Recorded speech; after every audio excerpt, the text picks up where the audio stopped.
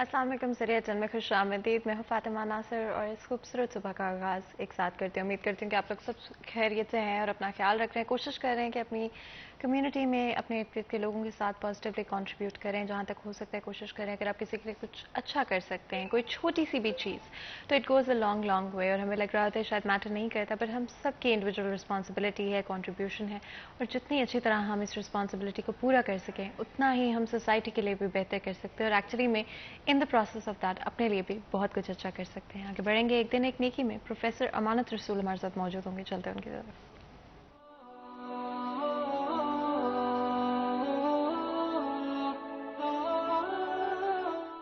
बिस्मिल्लाहिर्रहमानिर्रहीम। नमाज हर मुसलमान पर फ़र्ज़ है। वो मुसलमान जो आकिल है, बालिग़ है और जो सेहतमंद है और मुकीम है, यानी मुसाफिर नहीं है। नमाज तो खैर मुसाफिर पर भी लाजिम है, फ़र्ज़ है, लेकिन उसके लिए क़स्र की इजाज़त है और सहूलत अल्लाह सुब्हानहू व तआला ने उसको दी है। लेकिन हर मुसलमान मोमिन पर नमाज की अदायगी, नमाज को पढ़ना ये फ़र्ज़ करार दिया गया। क्यों? इसलिए कि कुरान पाक ने अक़ीमुस्सलात फरमाया कि नमाज कायम करो, और नमाज कायम करने से मुराद यही है कि नमाज की जो शराइत हैं और नमाज के जो हुकूक हैं उनको हमेशा मुसलमान पेश नज़र रखे और फिर ही नमाज कायम होती है। यानी मिसाल के तौर पर आप देखिए कि कुरान पाक में है इन्नस्सलात तन्हा अनिल फ़ाहशाइ वल मुनकर, बेशक नमाज बेहयाई और बुरे कामों से रोकती है। तो बेहयाई और बुरे कामों से रुकना ये दर हकीकत नमाज को कायम करना है। ऐसा नहीं कि एक शख्स नमाज पढ़े, नमाज पढ़ने के बाद फिर वो बेहयाई के काम और बुरे काम करने लग जाए, और यानी अगर वो दुकानदार है तो फिर मिलावट का सामान बेचे या कम तोले, अगर वो बहुत बड़ा ताजिर है तो फिर वो अपनी चीज़ बेचने के लिए झूठ बोले या लोगों को धोखा दे।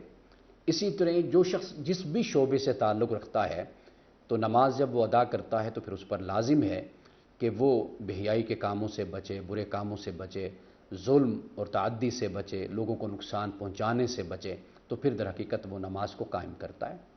अल्लाह सुब्हानहू व तआला ने कुरान पाक में वाज़ेह तौर पर यह फरमाया है, हाफ़िज़ू अलस्सलावाति वस्सलातिल वुस्ता, कि नमाज़ों की हिफाजत करो, निगरानी करो, निगहबानी करो। नमाज़ों की निगरानी और निगहबानी नमाज़ों की यही है कि नमाज को वक्त पर अदा किया जाए, और नमाज के जो तकाज़े हैं और जो उसका सबक है वो एक मुसलमान को याद रखना चाहिए।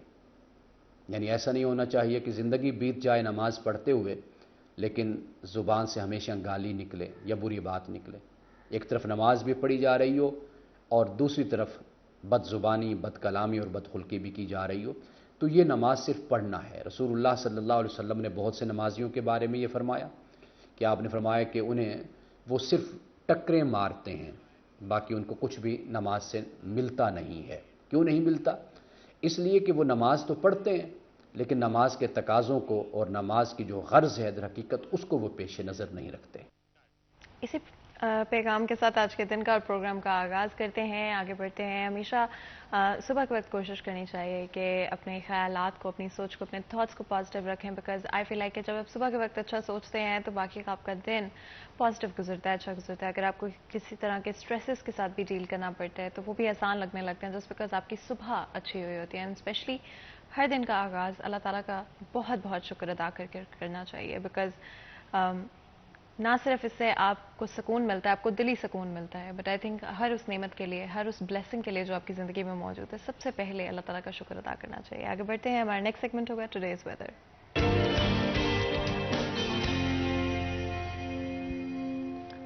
मरियम रज़ा हमारे साथ मौजूद होंगी, जानते हैं मौसम की सूरत हाल। जी मरियम।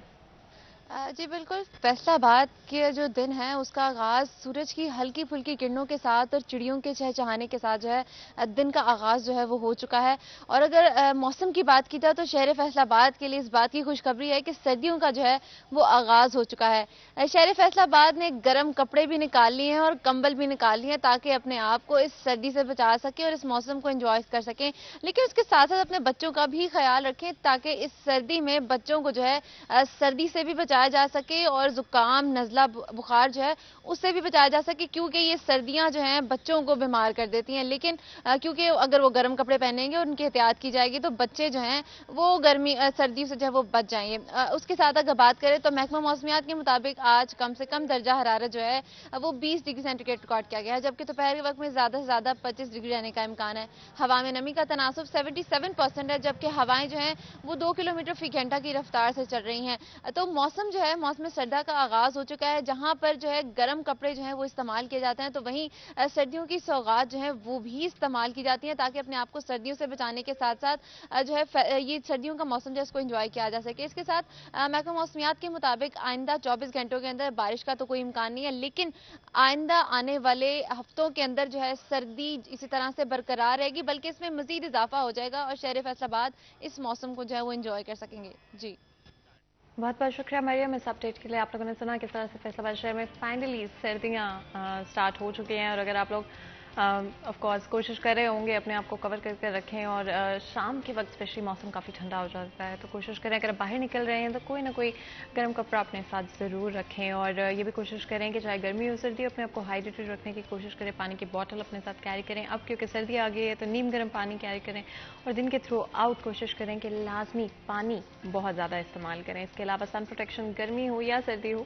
ایک ایسی چیز ہے جو کہ استعمال کرتے رہنا چاہیے. اپنی اسکن کو پروٹیکٹڈ رکھیں، اپنی ہیلتھ کا خیال رکھیں، اوور آل اپنے آپ کا جتنا ہو سکتا ہے خیال رکھیں. آگے بڑھیں گے اور چلیں گے اپنی آج کی ٹاپ سٹوریز کی طرف. تو یہ ہماری آج کی پہلی ٹاپ سٹوری. ڈالر کی قیمتوں میں اتار چڑھاؤ جاری، کاروبار پر ہو رہے ہیں کیا اثرات؟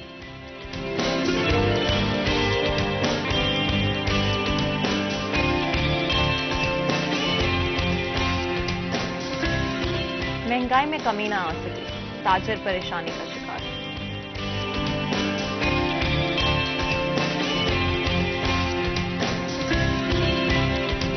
چلیں گے اپنے آج کے ٹاپک کی طرف اور کوشش کریں گے کہ آف کورس بریک ڈاؤن کریں، اور جہاں پر بھی ہو سکتا ہے چیزوں کو آپ لوگوں کے لیے کلیریفائی کرنے کی کوشش کریں. بہت سارے ڈفرینٹ ایشوز جو ایگزسٹ کرتے ہیں ان کے اوپر بھی بات چیت کرتے ہیں. اور اگر ہم اسپیشلی گولڈ پرائسز کی بات کرتے ہیں تو ہم نے دیکھا ہے کہ جس طرح انفلیشن زیادہ ہے اس طرح سے گولڈ پرائسز بھی ہمیں بڑھتی ہوئی نظر آئی ہیں.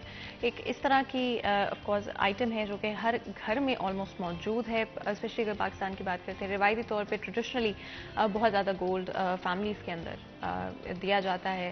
اینڈ اسی پر بات چیت کریں گے ریٹس کے حوالے سے، اوور آل انفلیشن کا اس پر کیا اثر ہے. ہمارے ساتھ تو بہت ہی خاص مہمان اسٹوڈیو میں موجود ہیں. سب سے پہلے تو جی عبدالرحمان ہمارے ساتھ ہمارے سینئر رپورٹر ہیں. اس کے علاوہ ہمارے ساتھ محمد علی رانا بھی موجود ہیں جو کہ پریزیڈنٹ فیصل آباد جویلرز ایسوسی ایشن. آپ دونوں کا ویلکم کرتے ہیں. شکریہ، بہت بہت شکریہ ہمارے لیے ہمارے شو کے لیے وقت نکالنے کے لیے. عبدالرحمان بتائیے گا آج کے ہمارے اس سیکشن میں کس طرح سے ہم کوشش کریں گے ٹاپک کو لے کر چلیں، اور اسپیشلی گولڈ پرائسز کی اگر بات کرتے ہیں انفلیشن کا اوور آل کیا اثر رہا؟ دیکھیں فاطمہ، یہ آپ کی بات درست ہے کہ ڈالر سے یا انفلیشن سے یہ تمام قیمتیں جو ہے وہ بڑھتی ہی چلی جاتی ہیں، اور ڈالر جو ہے وہ قابو نہیں آ رہا پچھلے کچھ عرصے سے. جب سے یہ اسٹیبلٹی ختم ہوئی ہے مارچ سے لے کے اب تک سمجھ لیں کہ جو ڈالر ہے وہ بے قابو ہوا پڑا ہے. اور مارچ میں اگر اس کی قیمت 180 کے قریب تھی تو یہ اب 250 سے نیچے آج کی قیمت 221 کے قریب ہے. تھوڑی دیر تک مزید جو اپڈیٹڈ قیمت آ جائے گی تو یہ ابھی سمجھ لیں کہ یہ تقریباً 20-40 روپے بڑھا ہے یہ 6-7 مہینوں میں، 200 دن میں. تو اس کے اثرات جہاں پر باقی شعبوں پر پڑے، گولڈ پر بھی پڑے.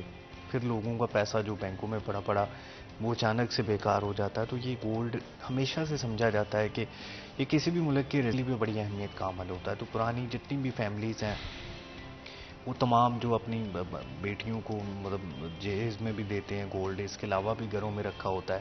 اس کو ایک بڑی سیف انویسٹمنٹ سمجھا جاتا ہے کہ جہاں پر کوئی اس کو خطرہ نہیں ہے، جب چاہیں اس کو بیچ دیں اور اس پہ پروفٹ ہی ملے گا، نقصان نہیں ہوتا نا. دن بدن جب اس کی قیمت کو بڑھ جاتی ہے نا پھر وہ کم ہونے کے چانسز بہت کم ہوتے ہیں. اس کے بعد اس نے بڑھنا ہی ہوتا ہے، یا اسٹیبل رہتی ہے کافی عرصہ تک جو ہے وہ اسٹیبل بھی رہتی ہے، لیکن کم ہونے کے چانسز بہت کم ہوتے ہیں. قیمتیں بڑھتی بہت کم جو ہے وہ آپ کو اندازہ ہی ہے کہ ابھی کہا جاتا تھا ڈالر 200 پہ آئے گا، لیکن اس بات کو بھی اب کئی دن گزر گئے ہیں تو وہ 220-22 پہ اٹکا ہوا ہے.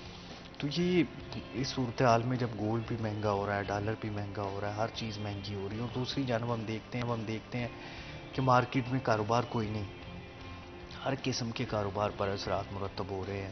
جو ہمارا ٹیکسٹائل کا کاروبار بہتر جا رہا تھا وہ بھی نیچے آ رہا ہے. ٹیکسز ہے وہ بڑھائے جا رہے ہیں، اور FBR کی جو پہلا کوارٹر ہے اس میں تقریباً کوئی 34% تک کم ریٹرنز فائل ہوئی ہیں. کوئی 60 سے 70 ارب روپے کا جو ہے وہ ٹیکس بھی کم اکٹھا ہوا ٹارگٹ سے نا. پچھلے 3 سال میں جو ٹارگٹ ہے اس سے ابھاوی چیزیں ہوتی رہی ہیں، تو اس بار ٹیکس بھی کم اکٹھا ہوا ہے. حالانکہ سپر ٹیکس بھی نافذ کیا گیا، یہ زیادہ ہونا چاہیے تھا لیکن کم ہو رہا ہے. اور یہ اگر سپر ٹیکس بھی نکال دیں تو پھر تو یہ سمجھ لیں کہ کچھ بھی نہیں اکٹھا ہوا. یہ کاروبار کی صورتحال بنی ہوئی ہے. فیول پرائسز بڑھی ہیں تو اس کا جو نتیجہ یہ نکلا کہ یہاں پر جو فیول کی کنزمپشن ہے وہ خاصی کم ہو گئی. لوگ وہ بائک نکالتے، گاڑی نکالتے ڈرنے لگے نا. اس کا پھر ہم نے نتیجہ دیکھا کہ حکومت کے خلاف جو بھی ضمنی انتخاب ہو رہا ہے وہ حکومت ہار رہی ہے.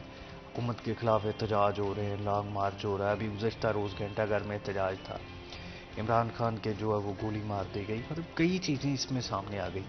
اوورآل ہم اگر اس کو سمرائز کریں تو یہ جو انسٹیبلٹی ہے نا، یہ لوگوں کے لیے خطرناک ثابت ہو رہی ہے. جو اکانومی ہماری پہلے سے بڑی کمزور ہے اس کے لیے یہ زہر قاتل ثابت ہو رہی ہے، اور اس کا یہ نتیجہ ہے کہ کوئی بھی چیز قابو میں نہیں آ رہی. بالکل آپ نے صحیح کہا کہ ڈفرینٹ پولیٹیکل ایشوز جو کہ اس وقت موجود ہیں ان کا اثر ڈائریکٹلی آپ کو ہر چیز کی پرائسز پر بھی ہوتا ہوا نظر آتا ہے. عمران صاحب، کہاں پر آپ کو لگتا ہے کہ پولیٹیکل ایشوز کا افیکٹ ہوا اسپیشلی گولڈ پرائسز کو لے کر، اور کیا لوگوں کی قوت خرید آج بھی وہی ہے جو اگر آج سے ہم 1 سال پہلے یا 6 مہینے پہلے چلے جاتے؟ جی بسم اللہ الرحمن الرحیم. سب سے پہلے شکریہ جی سٹی 41 کا، آپ نے مجھے یہاں مارننگ شو میں بلایا.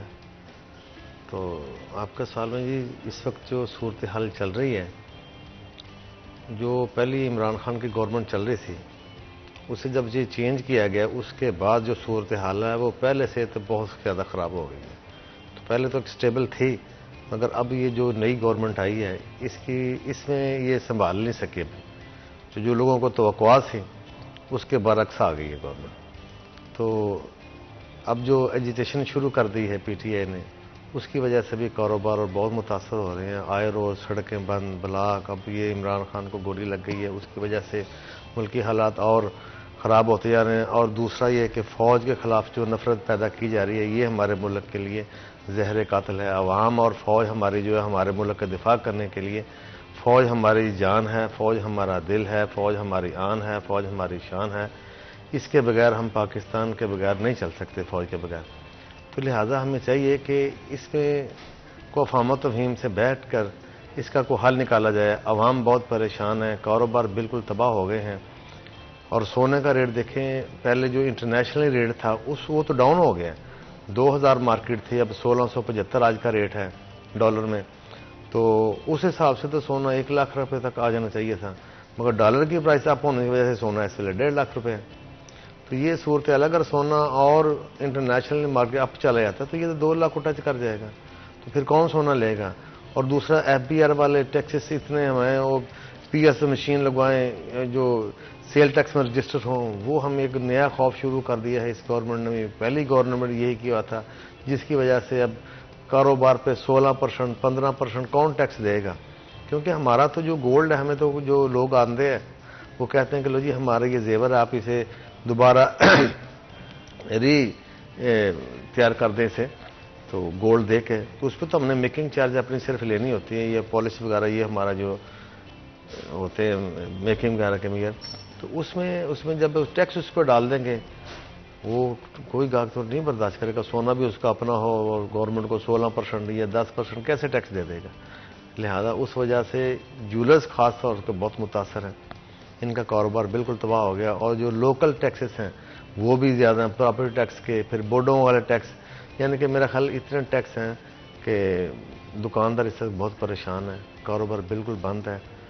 تو مجھے نہیں لگ رہا کہ یہ ابھی جو یہ ایجیٹیشن چل رہی ہے اس سے مزید ہم بیک جائیں گے، ہم ترقی کے پاس سے نہیں جا سکتے. اینڈ جس طرح آپ نے کہا کہ اس وقت جویلرز بہت پریشان ہیں. عبدالرحمان، جب ہم جویلرز کی بات کریں گے، آف کورس بہت سارے ڈفرینٹ لوگ اس بزنس میں انوالوڈ ہیں.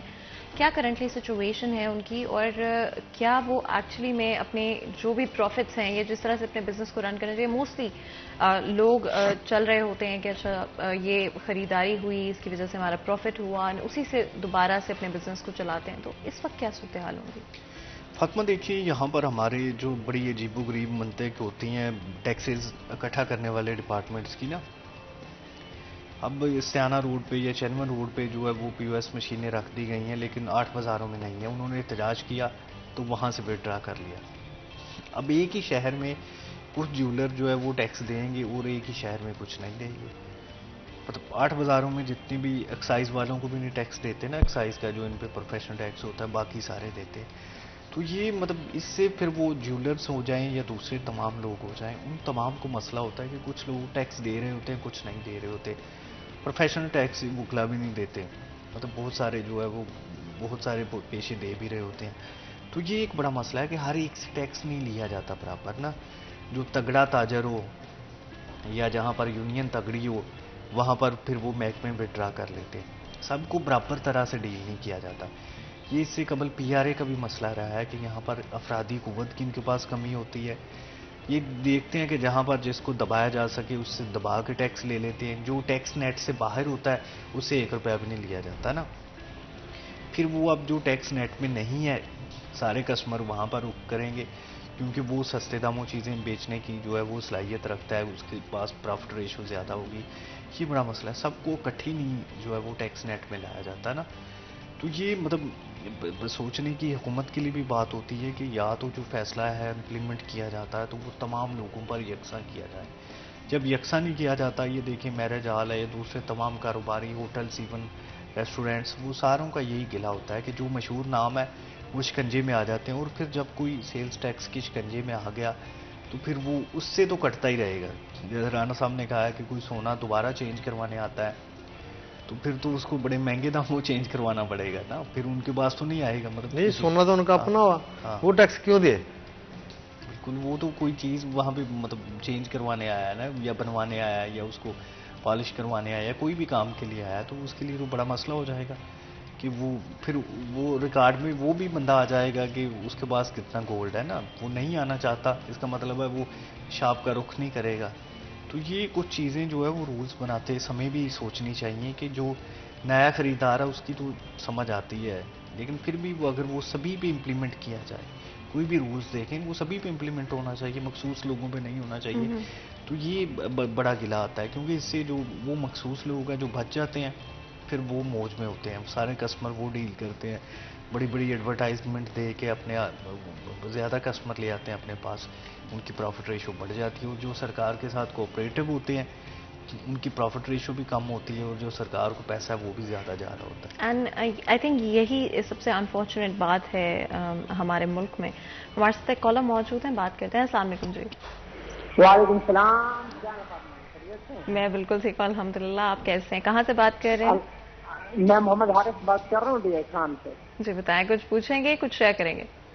जी जी, वो एक सवाल पूछना था। जी जी बिल्कुल पूछें। ये फातिमा नासिर सिस्टर, मेरा सवाल ये था ना कि जो भी हुकूमत आती है तो हर कोई एक दूसरे की इंसल्ट करता है कि वो कहते हैं कि जब मेरी हुकूमत आएगी मैं सोने की जो कीमत है वो कम कर दूंगा। जी। तो जब दूसरी हुकूमत आती है वो भी कहती है कि मेरी जब हुकूमत आएगी मैं सोने की कीमत कम कर दूंगा ना।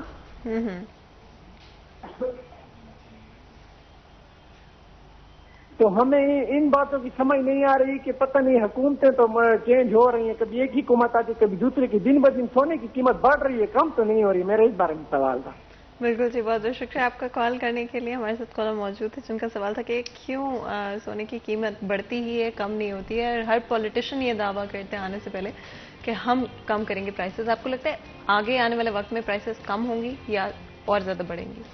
देखिए जी, तो है कि इंटरनेशनल अगर रेट बढ़ गया है उसमें हमारी गवर्नमेंट तो कुछ नहीं कर सकती। हमारे पे जो इफेक्ट करता है वो हमें डॉलर इफेक्ट पे ज़्यादा कर रहा है। अगर डॉलर हमारा जैसे 140 से 150 पे था तो ये सोने की कीमत आज 1 लाख से भी कम होनी चाहिए थी, क्योंकि 2000 से ये 1674-75 पे आज डॉलर का आज रेट यहाँ तक आ गया इंटरनेशनली। तो ये इसमें 200-250-300 तकरीबन निकल गया डॉलर, तो उससे तो प्राइस काफ़ी नीचे आ जानी चाहिए थी। ये डॉलर अप होने की वजह से, हमारी डिवैल्यूएशन होने की वजह से सोने का रेट अप चला गया है। और मुझे नहीं यकीन कि कोई गवर्नमेंट इस सोने को कंट्रोल कर सके। یہ نہیں ہو سکتا. اچھا اینڈ یہ اگین آئی تھنک یہ اکنامک ایشوز کے ساتھ ریلیٹ کرتی ہے. گولڈ پرائسز، ڈالر زیادہ ہو رہا ہے، کرنسی ڈی ویلیو ہو رہی ہے، اور اس کا امپیکٹ آف کورس آپ کو ہر جگہ پر ہوتا ہوا نظر آتا ہے انکلوڈنگ گولڈ پرائسز. مزید گفتگو کریں اس سے پہلے بریک لیتے ہیں. کہیں میں جائے گا ہمارے ساتھ رہیے.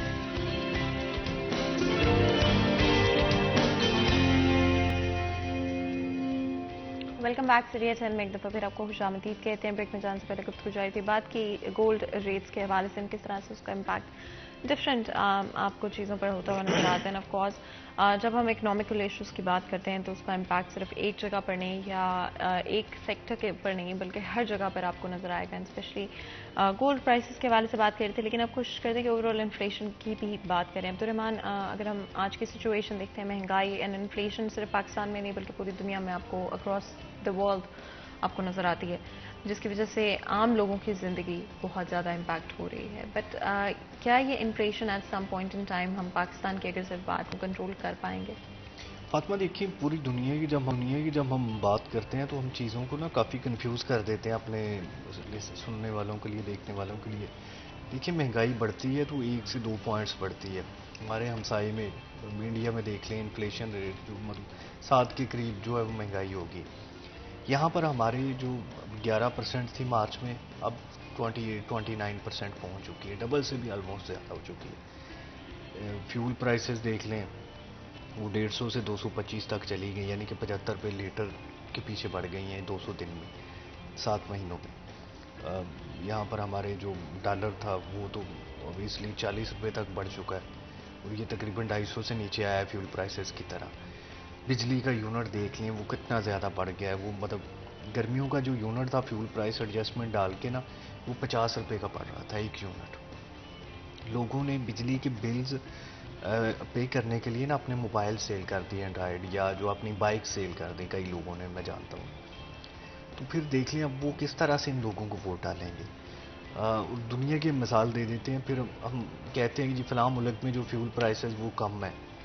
بھئی ان کے پاس کمانے کے ذرائع کتنے ہیں یہ بھی دیکھنا ہے نا، کہ وہ کتنا زیادہ کماتے ہیں. اگر کوئی 10 پاؤنڈ یا 10 ڈالر کماتا ہے تو وہ تو 2 ڈالر کا لیٹر بھی لے لے گا. لیکن اگر یہاں پر کمائی اس کی 1 ڈالر یا 2 ڈالر ڈیلی ہے تو وہ کیسے وہ قیمت افورڈ کر سکتا ہے نا. یہ چیزیں بھی ہم نے دیکھنی ہیں.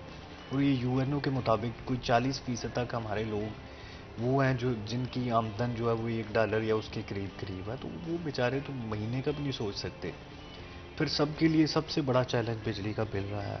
سب کے لیے سب سے بڑا چیلنج جو ہے وہ آٹا رہا ہے، جو 120 سے 130 روپے کلو تک پہنچ گیا. ہر گھر میں آٹا چلنا ہے، فیول چلنا ہے، بجلی چلنی ہے. گھی کھانے کا جو کوکنگ آئل ہے وہ 500 سے 600 کے درمیان رہا ہے. تو بھئی مطلب یہ جو اب حکومت اسلام آباد والے، فیڈرل والے، مجھے تو یہ سمجھ نہیں آتی، وہ ادھر چھپ کے بیٹھے ہوئے ہیں. پنجاب میں داخل نہیں ہوتے کہ انہیں گرفتار نہ کر لیا جائے. یہ صورتحال بنی ہوئی ہے. چمٹے کیوں ہیں حکومت سے، یہ نہیں سمجھ آتی نا، کہ ان کے پاس کوئی صوبہ موجود نہیں ہے. انہوں نے اپنی ساری سیاست داؤ پہ لگا دی ہوئی ہے. مہنگائی ٹکا کے ہو رہی ہے، ٹکا کے پبلک ان کی بےزتی کرتی ہے. ووٹیں جب بھی ضمنی انتخاب 2 بڑے آئے ہیں، دیکھ لیں کہ اس میں چھوٹے تو کئی آتے رہے ہیں، 2 بڑوں کی بات کرتے ہیں جو 17 جولائی کو، جس میں 20 سیٹیں تھیں، 15 ہار گئے PDM والے. ابھی جو 16 اکتوبر کو ہوئے ہیں اس میں ہار گئے سارے، عمران خان جیت گیا، صرف 2 سیٹوں سے ہارا. تو یہ مطلب بڑے بڑے چیلنج سامنے. لانگ مارچ وہ جب چاہے بندے نکال لیتا ہے. ادھر فیصل آباد میں رانا ثناء اللہ خان جو ان کا سب سے بڑا حاق ہے، اس کے گھر پر حملہ ہوتا ہے. اور یہ صرف ایک پریس کانفرنس کرنے جو گئے ہیں یا کوئی ویڈیو بنا دی، یہ ایک پروٹیسٹ نہیں ضلع کونسل میں کر سکے نا ان کا لیڈر نون لیگ کا، کہ ان کے لیڈر کے گھر پہ اٹیک ہوا ہے. دوسری جانب عمران خان دیکھ لیں کہ کئی دنوں تک بند رکھا ہے انہوں نے ملک. اب بھی احتجاج روزانہ کی بنیاد پر ہو رہا ہے. ٹیوزڈے سے یعنی کہ کل سے دوبارہ لانگ مارچ شروع ہو جائے گا. تو یہ مطلب ان کی سیاست جو ہے وہ آگے نہیں آ رہی. 90 کی دہائی سے آگے نہیں سیاست آ رہی نون لیگ کی یا دوسری جماعتوں کی. پھر جو مہنگائی ساری کی ساری وہ ان کے کھاتے میں آ رہی ہے. پنجاب میں کوئی بھی مسئلہ ہوتا ہے، کوئی بھی جو یہاں پر جتنے بھی پرائس کنٹرول میجسٹریٹ کام نہیں کرتے وہ بھی فیڈرل کے کھاتے میں آ رہے ہیں. تو یہ مطلب میڈیا ان کی جو کمپین ہے وہ بہت کمزور ہو چکی ہے. میڈیا پہ شہباز شریف کہیں بھی دکھائی نہیں دیتا آپ کو. عمران خان دیکھ لیں، ہر نیوز فیڈ میں موجود ہوگا، ہر ہیڈ لائن میں ہوگا، ہر جگہ اس کا ہی تذکرہ ہو رہا ہوگا، اور یہی اس کی بڑی کامیابی ہے، اور یہ اس کے فالوورز جو اس کے ساتھ ہیں کہ وہ انٹیکٹ ہے، وہ اپنے پبلک کے ساتھ اور نظر آتا ہے. شہباز شریف یا تو غیر ملکی دوروں پہ ہوتا ہے اور یا پھر آرام فرما رہا ہوتا ہے، کام بھی کر رہا ہو تو نظر آنا چاہیے نا کہ کیا کر رہا ہے، کیا میٹنگز کی، ملک کے لیے کیا کر رہا ہے. وہ کچھ بھی نہیں، کہیں بھی نہیں. And I think most importantly show case کرنا بہت امپورٹنٹ ہوتا ہے کہ آپ کیا کر رہے ہیں، کس طرح سے پرفارم کر رہے ہیں، کس بالکل طرح سیاست عوام میں کے ہوتا ہیں. ہی ہے. لیکن آپ نے بالکل صحیح کہا کہ اس میں آپ کو ایک گیپ نظر آتا ہے، بڑا پرومیننٹ گیپ ڈفرینٹ پارٹیز کے درمیان اور پی ٹی آئی کے درمیان، جہاں پر وہ شو کیس کر پاتے ہیں. رانا صاحب، کتنا امپیکٹ پولیٹکس کا آپ کو اس وقت ہوتا ہوا نظر آتا ہے اوور آل ہر چیز کے اوپر، ہر سیکٹر کے اوپر؟ دیکھیں جی، اس وقت جو صورت حال ہے، عمران خان تو جو نظر آ رہا ہے وہ تو مجھے لگ رہا ہے کوئی لے دے جائے گا پی ڈی ایم کو. مگر پی ڈی ایم میں میرا تو ذاتی تعلق تو نون لیگ سے ہے، تو میں چاہتا ہوں کہ ہمیں بالکل اس کا مقابلہ کرنا چاہیے. اس عمران خان کے مقابلے میں ہمیں باہر نکلنا چاہیے، ہمیں بھی اپنی کارکردگی دکھانی چاہیے. جو ہماری فیڈرل گورنمنٹ ہے اس میں چاہیے کہ ہمیں بزنس مینوں کو جو ٹیکسز ہیں ان میں ریلیف ملنا چاہیے، کیونکہ بزنس مین اور ٹیکس کو ہم ریلیف ملیں گے تو ہم بھی کسی کسٹمر کو ریلیف دیں گے تو اس سے ہم بہتر فیل کریں گے. تو اگر ہمارے ساتھ بھی یہی سلوک ہوگا تو پھر ہم کہاں جائیں گے. تو لہٰذا ہم یہی چاہتے ہیں کہ جو فیڈرل گورنمنٹ ہے وہ کم سے کم ایکشن میں آئے اور تاجروں کو خصوصی طور پر ریلیف دے، جس کی وجہ سے ہم ان سے کو مقابلہ تو کم سے کر سکیں. اچھا، تاجروں کو ریلیف دینے کی آپ نے بات کی. عبد الرحمان، لگتا ہے کہ تاجر اس وقت مطمئن ہیں، اور کیا آنے والے وقت میں، اسپیشلی ابھی تو آف کورس کوئی بھی مطمئن نہیں ہے، کوئی بھی سیٹسفائیڈ نہیں ہے کرنٹ صورتحال کے ساتھ، لیکن آگے کیا ڈائریکشن ہوگا؟ کیا آنے والے وقت میں، آنے والے عرصے میں کہیں پر یہ ختم ہوتا ہوا نظر آتا ہے؟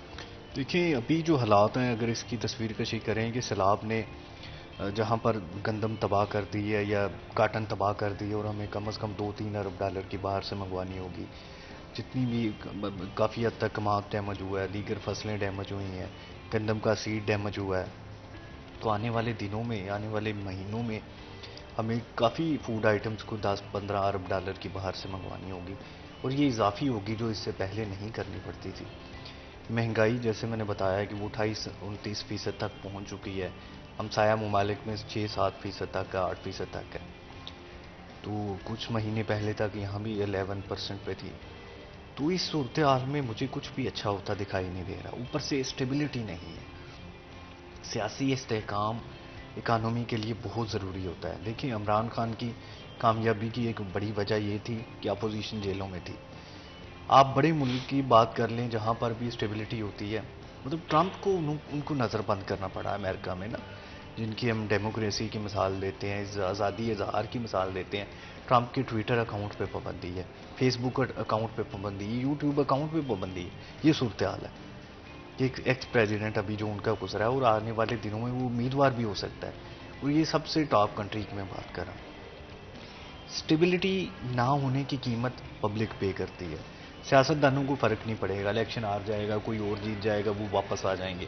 ٹریڈرز ڈیمیج ہوتا ہے جس نے ٹیکس دینا ہے. جیسے میں نے بتایا کہ ایف بی آر کے پاس کو 70-80 ارب جو کم ٹیکس ہوا ہے نا، یہ گورنمنٹ اب منی بجٹ لے کے آئے گی، یہ فیول پرائسز میں ٹھوکا جائے گا، یہ اور چیزوں میں لگایا جائے گا، اور 70-80 ارب روپے پورے کیے جائیں گے. گورنمنٹ نے تو پورے کرنے ہیں.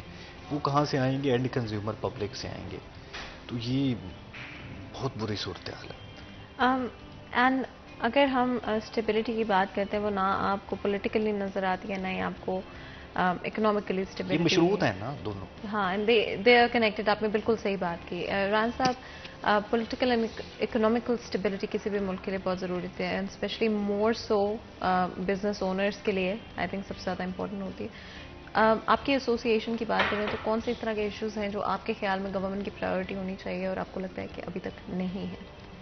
دیکھیں جی، سب سے پہلے جو گورنمنٹ جو لگانا چاہ رہی ہے نا یہ سیل ٹیکس، تو ہمارا پاس کوئی ایسے سورس نہیں ہے کہ جیسے ان پٹ جو ہو ہم جا کے گولڈ خریدیں اور وہاں ٹیکس دیں اور وہ گورنمنٹ اپنے کنزیومر سے ٹیکس لے لیں.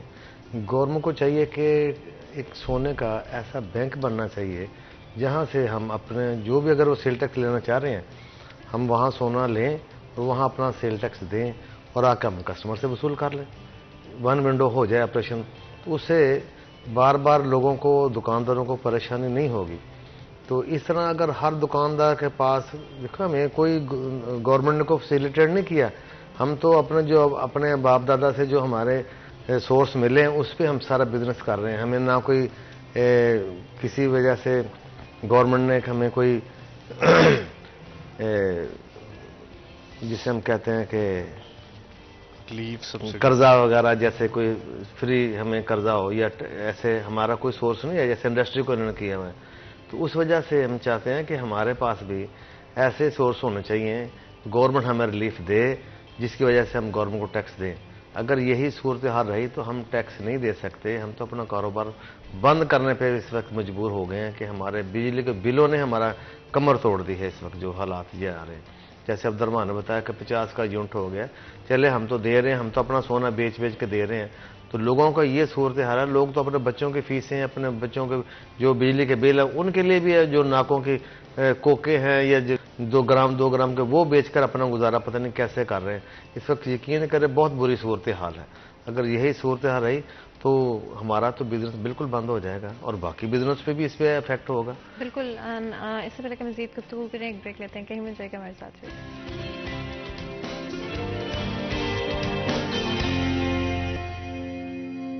ویلکم بیک سری ایچ این میں ایک دفعہ پھر آپ کو خوش آمدید کہتے ہیں. بریک میں جانے سے پہلے گفتگو جاری تھی, بات کی جویلری پرائسز کے حوالے سے, of course over all inflation اور مہنگائی کی کیا صورتحال ہے, کس طرح سے ڈفرینٹ سیکٹرز پر, انڈسٹریز پر اس کا اثر ہو رہا ہے, اینڈ ہماری گورنمنٹ ابھی تک خاموش کیوں ہے.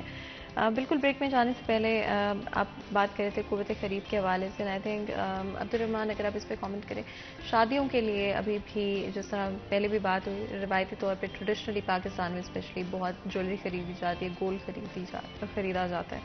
کیا امپیکٹ ہوگا ان فیملیز کے اوپر, اور وہ جو ایک پریشر, سوسائٹل پریشر جو کہ آج بھی موجود ہے گولڈ کے لحاظ سے, وہ کس طرح سے لوگ اس کو کرنٹلی ڈیل کر رہے ہیں, اور آنے والے وقت میں کیا صورتحال ہوگی؟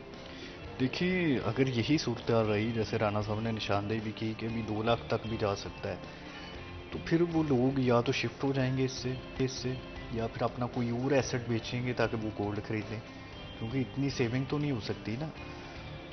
اور دوسرے کاروبار کی صورتحال یہ ہے کہ ابھی پراپرٹی کا اچھا والا کاروبار چلتا تھا, اس پہ اتنا ٹیکس لگا دیا ہوا ہے کہ یہ نومبر چل رہا ہے لیکن جو فردیں رجسٹری ہیں ان کا کام ٹھپ پڑا ہوا ہے, حالانکہ ان دنوں میں بڑا پیک پہ کام ہوتا تھا.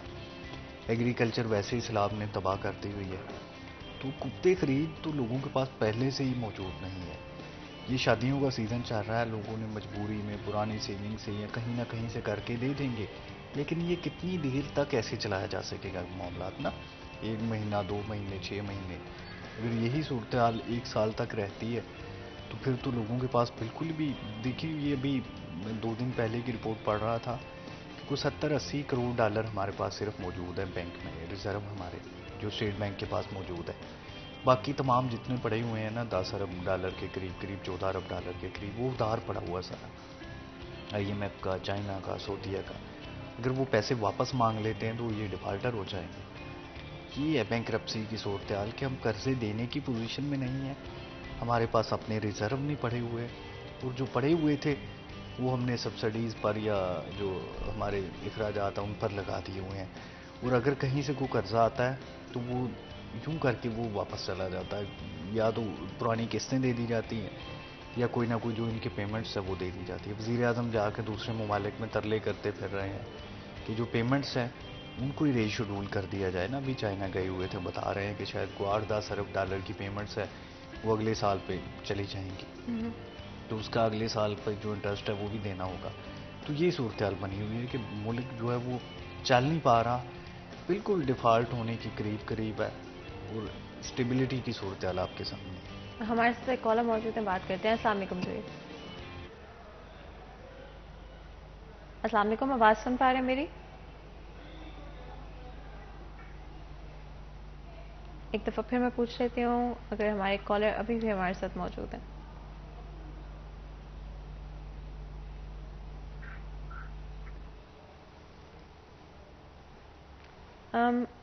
اینڈ آف کورس کیونکہ ہماری تو یہی کوشش رہتی ہے کہ آپ لوگوں کے جو بھی اوپینینس ہیں ان کو لازمی طور پہ پروگرام میں شامل کریں. تو اگر آپ چاہیں تو دوبارہ اس نمبر پر کال کر سکتے ہیں جو کہ آپ کی اسکرین پر موجود ہے اور ہمارے اس ڈسکشن کا حصہ بن سکتے ہیں. آف کورس جہاں پر ایک طرف گورنمنٹ کی طرف سے جس طرح کے بھی ڈفرینٹ ایشوز کریٹ کیے جاتے ہیں ان کا ڈائریکٹلی امپیکٹ آپ کی لائف پر, میری لائف پر, ہم سب کی لائف پر ہوتا ہے. ہر پاکستانی کی لائف پر جو بھی ڈیسیجنز لیے جاتے ہیں, جو بھی پالیسیز بنائی جاتی ہیں, ان کا ڈائریکٹلی امپیکٹ ہوتا ہے. اینڈ اگر ہم چاہیں بھی تو بھی اس کو اوائڈ نہیں کر سکتے ہیں. تو ضروری ہے کہ ہماری حکومت کی طرف سے اچھے فیصلے لیے جائیں. انفلیشن کے حوالے سے جہاں تک ہو سکتا ہے چیزوں کو بہتر کرنے کی کوشش کی جائے.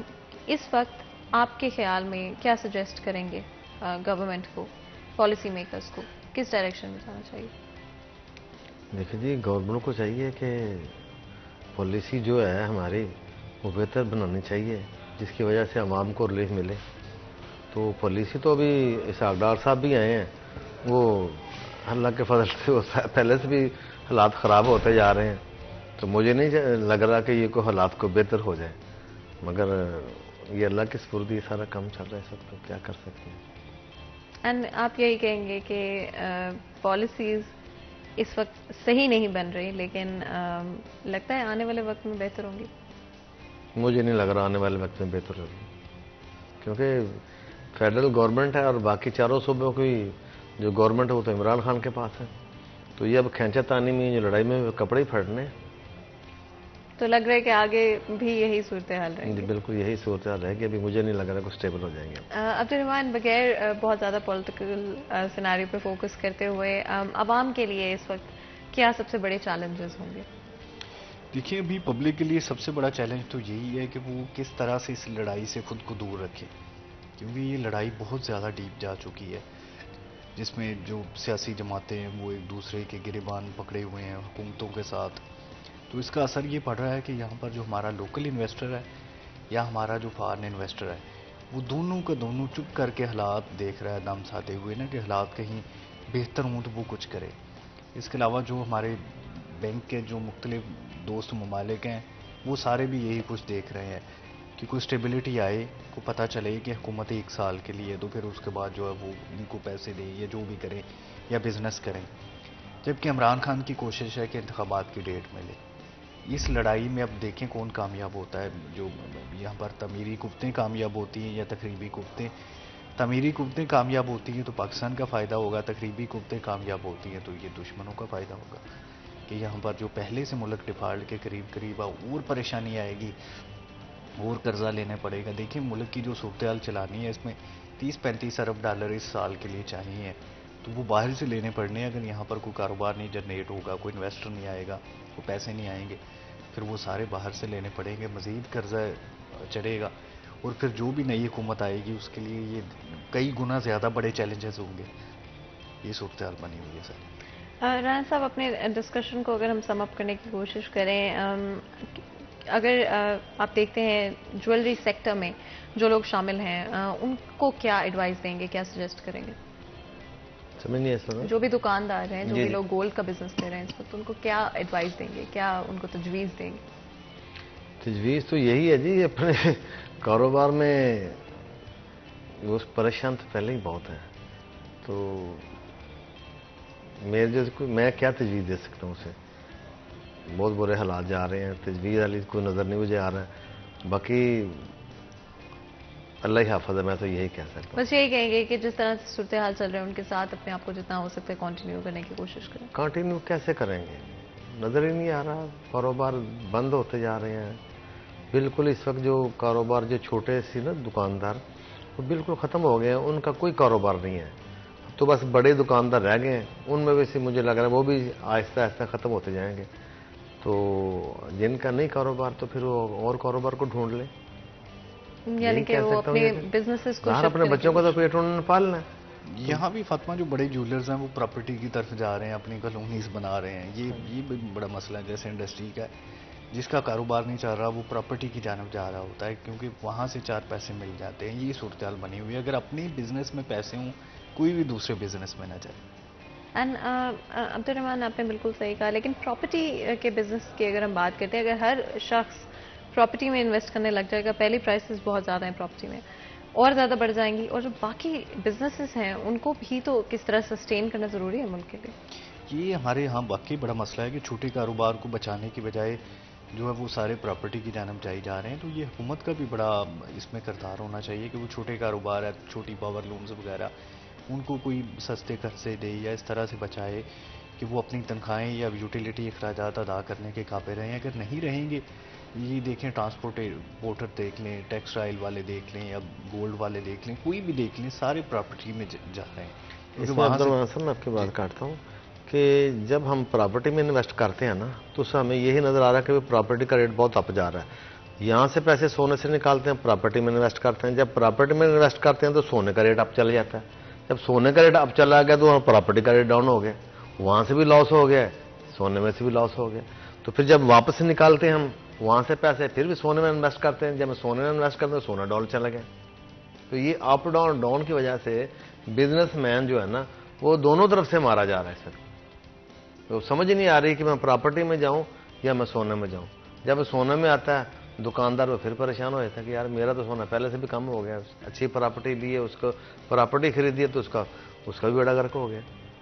یہ صورتحال چل رہی ہے. اچھا, گولڈ ایکسپورٹس کے حوالے سے بھی کافی پہلے اچھا چل رہی تھی چیزیں, کیا ابھی بھی وہ جاری ہے اور کیا اس میں کچھ بہتری ہے؟ ایکسپورٹ تو ہماری بالکل ہی ختم ہو گیا. گولڈ کے ایکسپورٹ ہماری کوئی نہیں ہے. اور یہ پچھلے سال میں ہوا ہے, اس میں بھی ایک مافیا ہے, وہ بھی ایک مافیا ہے. گورنمنٹ کو چاہیے اس مافیا کو پکڑنا.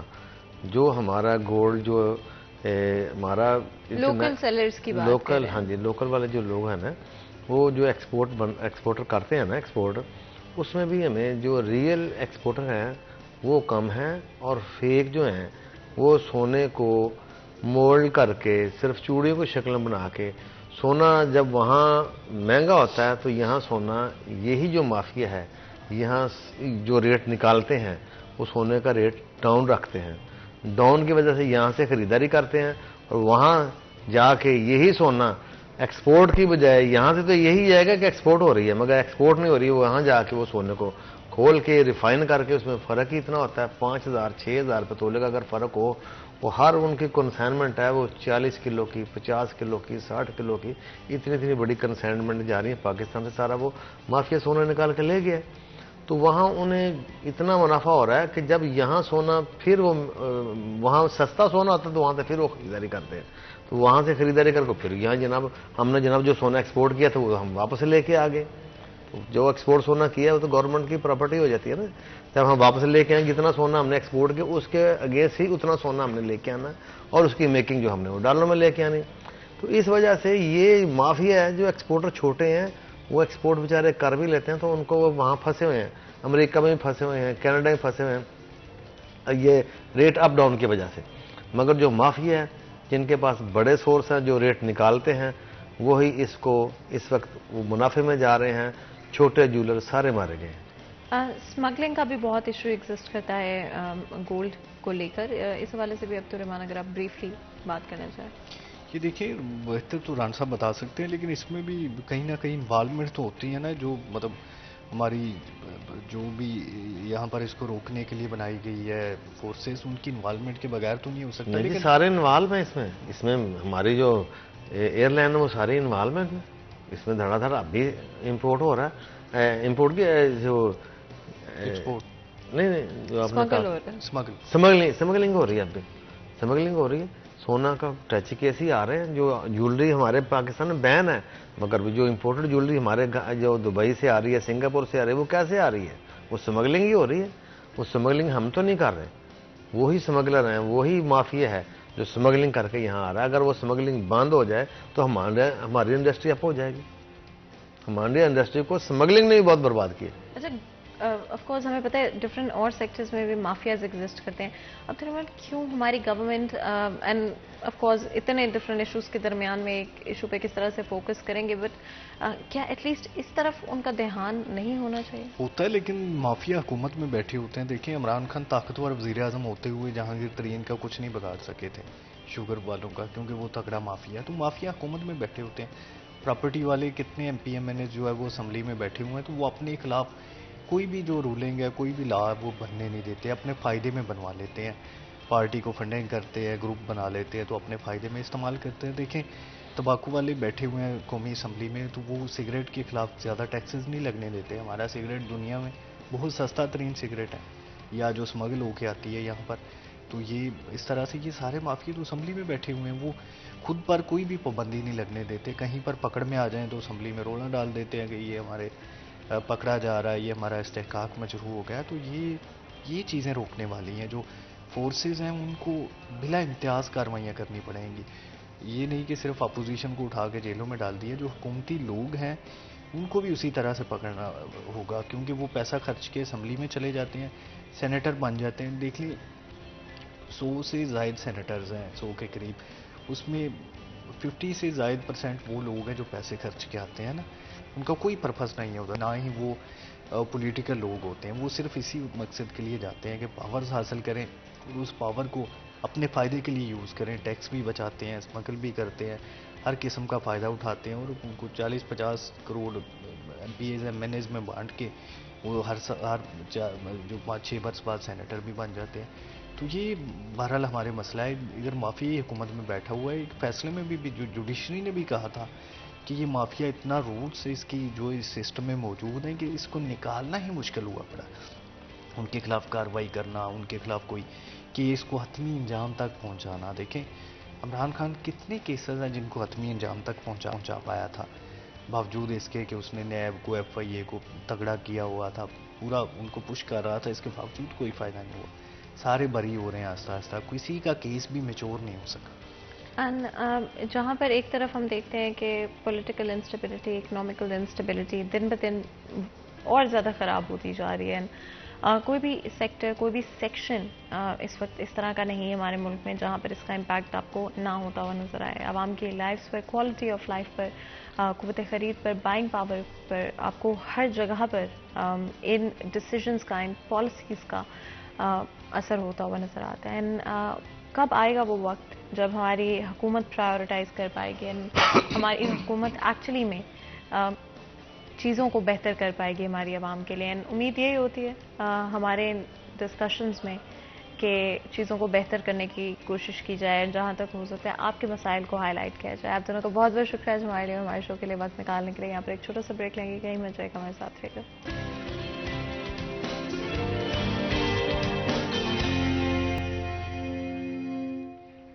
वेलकम बैक सीरियस में एक दफ़ा फिर आपको खुशामदीद कहते। ब्रेक में जाने से पहले गुफ्तगू जो आई थी आज हमारा फर्स्ट हाफ महंगाई और ओवरऑल इकोनॉमिकल सिचुएशन के हवाले से था। ऑल्सो बात की हमने गोल्ड प्राइसेस और किस तरह से डिफरेंट ट्रेडिशनल जो हमारी प्रैक्टिसेस हैं शादियों में, जिस तरह से गोल्ड दिया जाता है, या ओवरऑल एक सोसाइटल प्रेशर जो कि मौजूद होता है स्पेशली शादियों के हवाले से, उस पर क्या इम्पैक्ट होता है, लोग किस तरह से महसूस कर रहे हैं इस इन्फ्लेशन को लेकर, गोल्ड प्राइसेस को लेकर।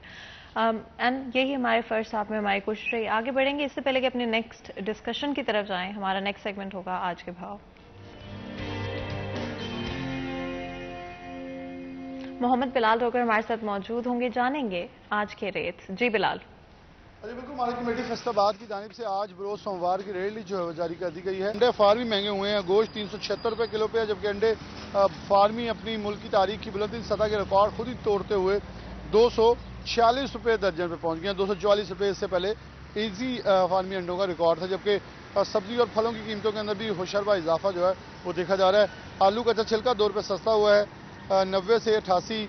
आलू सफ़ेद 2 रुपये सस्ता हुआ है 36 से 34 रुपये। प्याज 5 रुपये महंगा हुआ है 155 से 160। टमाटर 5 रुपये किलो महंगे हुए हैं 205 से 210।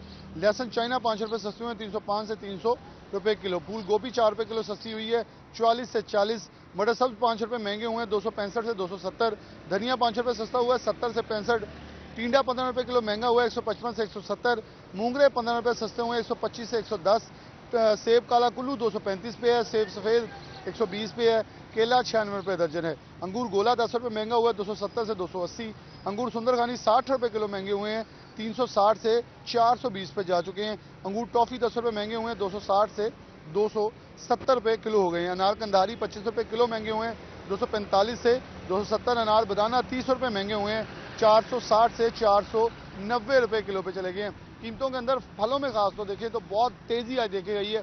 30 से 40 रुपये फीकस इजाफा जो है वो रिकॉर्ड किया जा रहा है। अगर सब्जियों में बात करें तो 50-50 का तनासब चल रहा है, लेकिन सस्ता प्रोटीन ताहाल عام آدمی کی پہنچ سے دور ہے اور انڈے فارمی مسلسل قیمتیں چڑھاتے جیسے جیسے سردی نزدیک آ رہی ہے، سردی کا موسم آگے بڑھ رہا ہے تو فارمی انڈے جو ہیں مزید مہنگے ہوتے جا رہے ہیں اور برائیلر مرغی کا گوشت ایک دن اگر 5 روپے کم ہوتا ہے دوسرے دن 10 روپے زائد اضافے کے ساتھ آگے بڑھ رہا ہے۔ بہت بہت شکریہ بلال اس اپڈیٹ کے لیے۔ آپ لوگوں نے سنا کہ مارکیٹ میں ریٹس کی کیا صورتحال ہے، آف کورس آپ جب بھی خریداری کرنے چاہتے ہیں اس ریٹ لسٹ کو آپ ریفر بیک کر سکتے ہیں، اینڈ ایون اگر آپ کو لگتا ہے کہیں پر آپ کو ریٹ لسٹ لگی ہوئی نظر نہیں آ رہی، آپ کو لگ رہا ہے کوئی آپ کو اوور چارج کر رہا ہے، اوور پرائسز پہ چیزیں سیل کرنے کی کوشش کر رہے ہیں، تو ہو سکتا ہے کہ آپ وہاں سے خریداری کر سکتے ہو، بٹ بہت سارے ایسے لوگ موجود ہیں جو کہ جب پرائسز اتنی زیادہ ہوتی ہیں، پہلے ہی بہت زیادہ ہیں، تو جب اس سے بھی زیادہ آپ کو کہیں پر لگی ہوئی نظر آئیں تو وہاں سے خریداری مت کریں۔ اگر آپ کریں گے تو اور زیادہ ریٹس لوگ بڑھانے کی کوشش کریں گے، تو آپ ان لوگوں کا سوچیں جو کہ افورڈ نہیں کر سکتے، اور اس کا سوچتے ہوئے فوری طور پہ آپ کو لگتا ہے کوئی اوور چارج کر رہا ہے، کہیں پر ریٹ لسٹ نہیں لگی ہوئی مکمل طور پہ، فوری طور پہ ان کو رپورٹ کریں، وہاں سے خریداری بالکل مت کریں، اور اگر آپ کر بھی سکتے ہیں، آپ افورڈ کر بھی سکتے ہیں، ان لوگوں کا سوچیں جو کہ افورڈ نہیں کر سکتے ہیں۔ اگر اسی ریٹ پہ خریداری ہوتی رہے گی تو ریٹس کو کم کرنے کی کوشش نہیں کی جائے گی۔ اس سے کوشش کریں کہ ایک اچھے شہری ہونے کا، ایک اچھے پاکستانی ہونے کا آپ ثبوت دیں۔ آگے بڑھیں گے اور آج کا ہمارا موضوع اس سیکشن میں پالیٹکس کے حوالے سے ہوگا۔ آف کورس ہم جانتے ہیں کہ پالیٹکس میں اسپیشلی اگر ہم پچھلے سال کی بات کرتے ہیں، 2022 کی بات کرتے ہیں، تو پولیٹیکلی پاکستان میں یہ سال بہت انٹرسٹنگ رہا ہے۔ ایون تو اگر ہم پچھلے کچھ ڈیکیڈز میں دیکھتے ہیں تو ہمیشہ ہی پولیٹیکلی پاکستان میں بہت ہلچل رہی ہے، لیکن شاید ہی اس سال کو کوئی اور سال کو کمپیٹ کر سکتا ہو، جس طرح کی آپ کو ڈفرینٹ چینجز نظر آئے ہیں اور موسٹلی ان ایکسپیکٹڈ چینجز رہے ہیں۔ ایون اگر ہم آج کی بات کرتے ہیں تو بھی کسی طرح کی پریڈکشنز آنے والے وقت کے لیے نہیں کی جا سکتی ہے، لیکن کوشش کریں گے کہ آج کی صورتحال پر بھی بات کریں، کہاں پر اسٹینڈ کرتے ہیں اور آگے چلتے ہوئے کس ڈائریکشن میں چیزیں جاتی ہوئی نظر آئیں گی۔ ہمارے ساتھ بہت ہی خاص مہمان موجود ہیں جو کہ آج کے ہمارے اس ڈسکشن میں ہمارا ساتھ دیں گے۔ سب سے پہلے ہمارے ساتھ حاجی اکرم انصاری صاحب موجود ہیں جو کہ former state minister textile divisional president PMLN ہیں۔ آپ کو ویلکم کرتے ہیں شو میں، بہت بہت شکریہ ہمارے لیے اور ہمارے شو کے لیے وقت نکالنے کے لیے۔ اسی کے ساتھ سید عالمدار صاحب بھی ہمارے ساتھ موجود ہیں جو کہ فارمر پریزیڈنٹ FCCI ہیں، اور اس کے ساتھ PTI لیڈر بھی۔ آپ کو ویلکم کرتے ہیں شو میں، بہت بہت شکریہ ہمارے لیے اور ہمارے شو کے لیے وقت نکالنے کے لیے۔ جس طرح سے میں بات کر رہی تھی کہ پولیٹیکلی اس وقت ملک میں صورتحال بہت انٹرسٹنگ ہے، آپ دونوں دو ڈفرینٹ پارٹیز، اور آئی تھنک اس وقت پاکستان میں جو دو پاپولر پارٹیز ہیں ان سے بلونگ کرتے ہیں۔ اگر ہم انصاری صاحب آپ کے ساتھ آغاز کریں اس ڈسکشن کا، کرنٹلی گورنمنٹ کی کیا پوزیشن ہے کہ اس وقت کہاں پر اسٹینڈ کرتی ہے ملک کے حالات کو دیکھتے ہوئے؟ بسم اللہ الرحمن الرحیم۔ سب سے پہلے تو میں آپ کا شکریہ ادا کرتا ہوں کہ آج آپ نے بڑے ہی اہم موضوع کے اوپر یہ بات کرنے کے لیے ہمیں مدعو کیا ہے۔ جہاں تک یہ سیاسی صورتحال کا تعلق ہے، یہ میں تقریباً کوئی 40 سال سے سیاست میں ہوں۔ اونچ نیچ میں نے بڑی دیکھی ہے، کبھی اپوزیشن میں ہوتے ہیں، کبھی کہیں ہوتے ہیں، حکومت میں ہوتے ہیں۔ 3-4 مرتبہ ہم حکومت میں بھی رہے ہیں اور اپوزیشن میں بھی 3-4 مرتبہ رہے ہیں، لیکن جو اس مرتبہ صورتحال ہوئی ہے اس میں میں سمجھتا ہوں کہ یہ کوئی 2-4 دن کی یا 2-4 مہینے کے معاملات نہیں ہیں جو چلے ہیں، یہ تقریباً کوئی 7-8 سال سے زیادہ اس میں شدت آئی ہے اس پہ۔ تو وہ جب شدت آتی ہے کسی بھی بات میں تو اس پہ نقصانات زیادہ ہوتے ہیں، فائدے کم ہوتے ہیں۔ تو یہ 2014 سے لے کے جو معاملات بنے ہیں اس وقت بھی ایک بات یقینی ہے کہ جب تک ملک کے اندر کسی بھی بات کی سٹیبلٹی نہیں ہوگی تو ملک کے حالات خراب ہوتے ہیں، وہ سیاسی ہوں، وہ کاروباری ہوں، وہ معاشی ہوں، کوئی بھی ہو، سٹیبلٹی آنی اس میں ضروری ہوتی ہے۔ لیکن یہ 2014 سے لے کے میں سمجھتا ہوں کہ اس میں سٹیبلٹی جو ہے وہ قائم نہیں رہ سکی، جس کی وجہ سے یہ معاملات چلتے رہے۔ ہماری بھی وہ 13 سے 18 تک رہی ہے، اور ہمیں بھی اس وقت 2017 کے آخر میں 18 ہمیں اتارا گیا، 8-9 مہینے کی حکومت پھر بنی ہماری، ہم وہ چلتے رہے۔ لیکن میں سمجھتا ہوں کہ حکومتیں جب سٹیبلٹی نہیں ہو تو وہ چلتی نہیں ہیں۔ اگلا الیکشن آیا تو اس الیکشن میں سمجھتا ہوں کہ خان صاحب کو اکثریت ملی، خان صاحب نے اپنی حکومت بنائی۔ 4 سال کے اندر جو کچھ ہوا اس وقت وہ جو میں نے پہلے بات کی ہے کہ 2-4 مہینوں کے اندر کوئی خرابی نہیں ہوتی، جو پرانا کیا دھرا ہوتا ہے اس کے ساتھ اثرات ہوتے ہیں، اور خاص طور پر دنیا کا جو معاملات ہوتے ہیں وہ ہر ملک کے اوپر اس کا اثر ہوتا ہے، اور وہ اثر جو ہے وہ پاکستان کے اوپر بھی ہوا۔ پاکستان کے اوپر کافی چیزیں آئیں، اب پچھلے دنوں میں آپ نے دیکھا ہوگا کہ کافی معاملات بھی بنے، معاشی طور پہ ہم بہت ویک ہوئے اور اس کو سٹیبلٹی کی ضرورت تھی، لیکن وہاں پہ ہم نے آئینی طور پر پاکستان کے اندر پہلی مرتبہ آئینی طور پر کسی وزیر اعظم کو اتارا گیا ہے، ووٹوں کے ذریعے اتارا گیا ہے۔ اس میں کوئی کچھ کہتا رہے، کوئی کچھ کہتا رہے، لیکن سامنے چیزیں ہیں کہ اتنی ووٹیں اس نے لی، اتنی ووٹ اس نے لی۔ حکومت بن گئی، لیکن حکومت جو بنی وہ بھی 2-3 ووٹوں کے اوپر بنی ہے کہ 2-3 ووٹ اکثریت کے ساتھ ہیں، باقی ان کے ساتھ نہیں تھے۔ اب جو میں نے پہلے بات کی ہے کہ یہ سٹیبلٹی جو ہے وہ آنی ضروری ہے۔ معاشی حالات، تیل کی پرائس ہائیک ہوئیں، باقی چیزیں بڑھیں، تو اس کے ساتھ پورا اثر ہوتا ہے۔ ہم کمزور ملک ہیں، اس میں ہمیں ماننی چاہیے ساری چیزیں کہ ہمارا ملک کمزور ملک ہے۔ جب ہم یہ بات نہیں مانیں گے اس وقت میں سمجھتا ہوں ہم اس کے اوپر صحیح کام نہیں کر سکتے۔ ہمارا کمزور ملک ہونے کے باوجود جو ہمارا ڈالر تھا اس کا ریٹ ہائیک ہو گیا، جو تیل ہے اس کے حساب سے جب ڈالر مہنگا ہوگا تو ظاہر ہے کہ تیل کی قیمتیں بھی مہنگی ہوں گی، باقی اشیاء کی چیزیں بھی مہنگی ہوں گی۔ تو یہ جتنا بھی معاملہ ہے ہم نے پوری کوشش کی ہے، اس میں کافی پہلے سے فرق بھی ہے۔ اس میں ہمارے جو ممالک ہیں وہ چاہتے ہیں کہ پاکستان کی مدد کی جائے، پاکستان کی مدد ہو بھی رہی ہے۔ تو انشاءاللہ مجھے تو امید واثق ہے کہ اللہ کے فضل و کرم سے ہم جس طرف لگے ہیں اس کے تحت ہم اس میں کامیابی کر لیں گے۔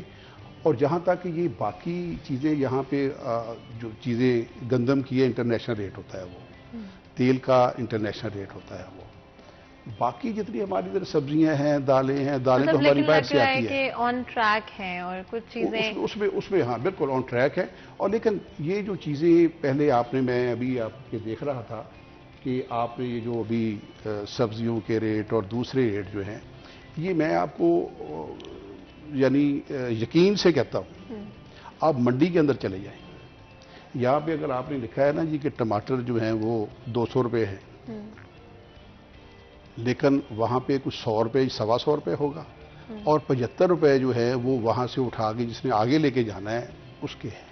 اچھا، بیکاز علمدار صاحب میں چاہتی ہوں آپ سے بھی ہم ڈیفینیٹلی اس بارے میں بات چیت کریں، آپ کا کیا سٹانس ہے، اور پی ٹی آئی اس وقت جس طرح سے فالوورز آپ کے بہت چارجڈ ہیں، کیا ایجنڈا ہے اور کیا ایکسپیکٹیشنز ہے گورنمنٹ سے؟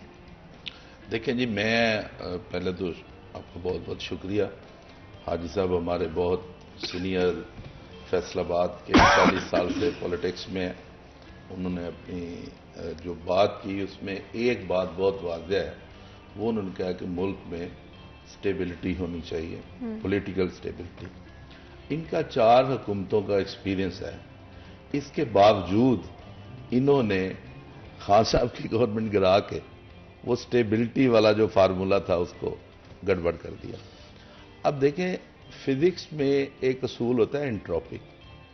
انٹروپی یہ ہے کہ اگر آپ ایک چلتی ہوئی چیز کو ڈسٹرب کر دیں گے تو وہ جتنا مرضی آپ اس کو ٹھیک کرتے رہیں وہ دوبارہ اپنی اوریجنل حالت میں نہیں آتی۔ تو یہ انٹروپی کے لحاظ سے بھی غلط ہوا۔ ایک گورنمنٹ چل رہی تھی، اس کے بعد اس کے جو بھی رزلٹ آتے وہ سب کو ایکسیپٹ ہونے تھے۔ اچھا، پھر حاجی صاحب نے بات کی کہ وہ جو ہے ووٹوں سے اکثریت تھی۔ اب میں اس میں ایک لفظ ڈال دیتا ہوں کہ ووٹوں سے پلس نوٹوں سے اکثریت تھی۔ تو یہ 2 چیزیں ہیں جس کی وجہ سے لوگوں کو یہ چیز پسند نہیں آئی۔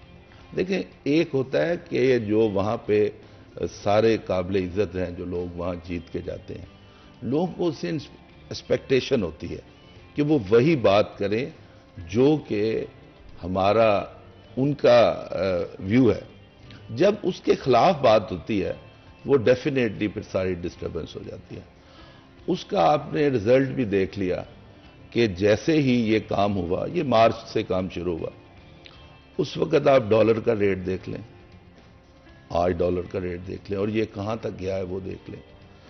اس کے یہ بالکل ٹھیک ہے ان کی بات کہ مہنگائی ڈالر کے ساتھ ہے، لیکن جب ہم نے ایک چلتی گاڑی کو، جس طرح اگر آپ ریس میں گھوڑا دوڑائیں، جو گھوڑا آگے ہوتا ہے اس کو کبھی بھی چابک نہیں مارتے، اگر مارے تو وہ پیچھے رہ جاتا ہے۔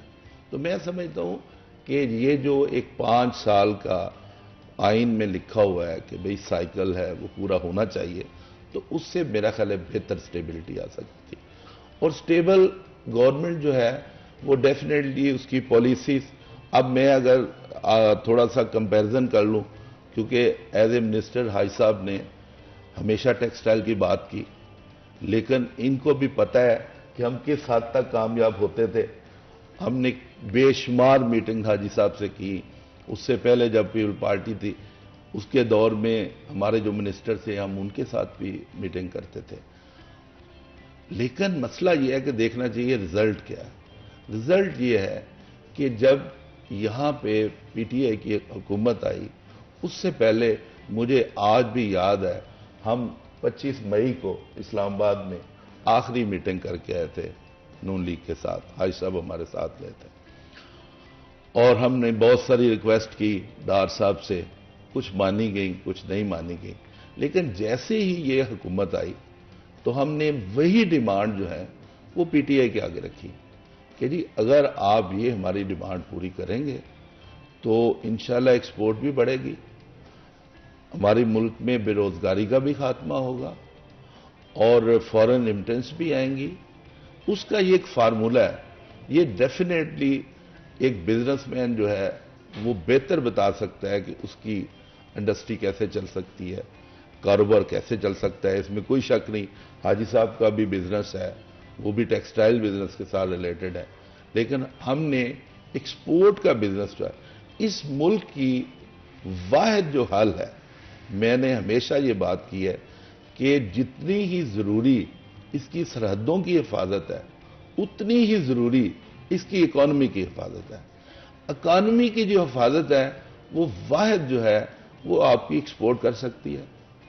ایکسپورٹ کو بڑھانے کے لیے ہم نے اس حکومت سے، پی ٹی آئی سے جو ڈیمانڈ کی، وہ میرا خیال ہے ہم 10 پروگراموں میں ڈسکس کر چکے ہیں، وہ انہوں نے پوری کی۔ اس کا پھر رزلٹ یہ ہوا ہے کہ آپ کے سامنے جو ایکسپورٹ تھی وہ 32 بلین 31 پوائنٹ سمتھنگ بلین کو ٹچ کی، فورن ریمیٹنس جو تھی وہ 18 بلین سے وہ بھی 32 بلین کو ٹچ کی۔ اب پچھلے 3 مہینوں میں پھر اس میں مجھے بڑی اچھی طرح یاد ہے کہ جب لاسٹ ٹائم پی ایم صاحب ادھر آئے تو میں نے ان سے کہا کہ جی ہمارے پاس اس وقت لیبر نہیں ہے۔ پھر ہم نے جو ٹیفٹا کا ادارہ ایک بنا ہوا ہے، پچھلی حکومت نے بھی اس پہ کام کیا، اس سے پہلے بھی کرتے رہے، تو ٹیفٹا کو پھر ہم نے بڑی ایڈ کیا، لوگوں کی ٹریننگ کے اوپر کام کیا۔ تو یہ وہ چیزیں تھیں جس سے پاکستان آگے بڑھ سکتا تھا۔ اگر یہ اس وقت ایک جو آئینی ووٹ پلس ہوا، اس کے ساتھ یہ سارے کا سارا جو ہے نا ہمارے ملک کا ڈسٹربنس ہوگا۔ اچھا، جس طرح آپ نے کہا، اس سے پہلے کہ ہم آپ کی طرف آئیں، اگر آپ کی اجازت ہو تو بریک لے لیں، بالکل چھوٹا سا بریک لیتے ہیں، کہیں مل جائے گا ہمارے ساتھ۔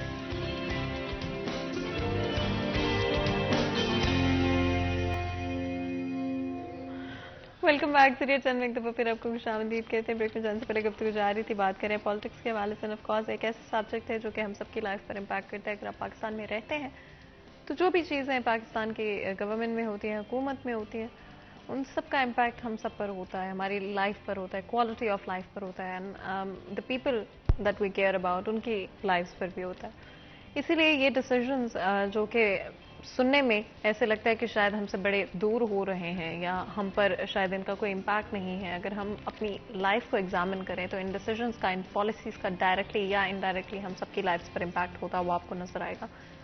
ضروری ہے کہ نہ صرف اس کی اچھی انڈرسٹینڈنگ ہو بلکہ ہر پاکستانی شہری اپنے ملک کے ہر فیصلے کا حصہ ہو، اور سب سے پہلے پرائیورٹائز کیا جائے عوام کو، سب سے پہلے پرائیورٹائز کیا جائے عوام کیا چاہتی ہے عوام کے لیے، کیا بہتر ہے عوام کے لیے، کیا آسانیاں پیدا کرے گا. انصاری صاحب، اگر اس پر ہم ایویلیویٹ کریں آج کی سچویشن کو، تو آپ دیکھیں گے کہ اکنامکلی اسپیشلی ہم اسٹرگل کر رہے ہیں ایز اے کنٹری. آپ نے بات کی کہ کس طرح سے کہ ہم ایک کمزور ملک ہیں یا ہم اکنامکلی ویک ہیں. آج آپ کے خیال میں کیا فیکٹرز رہے ہیں ہمیں آج جس پوزیشن میں ہم ہیں وہاں تک لانے میں؟ بہت شکریہ آپ کا. یہ میں سمجھتا ہوں کہ یہ جو اس سے پہلے میں ذرا جی اگر آپ کچھ کہنا چاہ رہے تھے. اس سوال کا جواب میں ضرور دوں گا آپ کو. میرا ان کے ساتھ بڑا، شاہ صاحب کے ساتھ عزت احترام کا رشتہ ہے. یہ ابھی 2-4 مہینے پہلے گئے ہیں پی ٹی آئی میں. پہلے تو ہم اکٹھے ہی تھے سارے.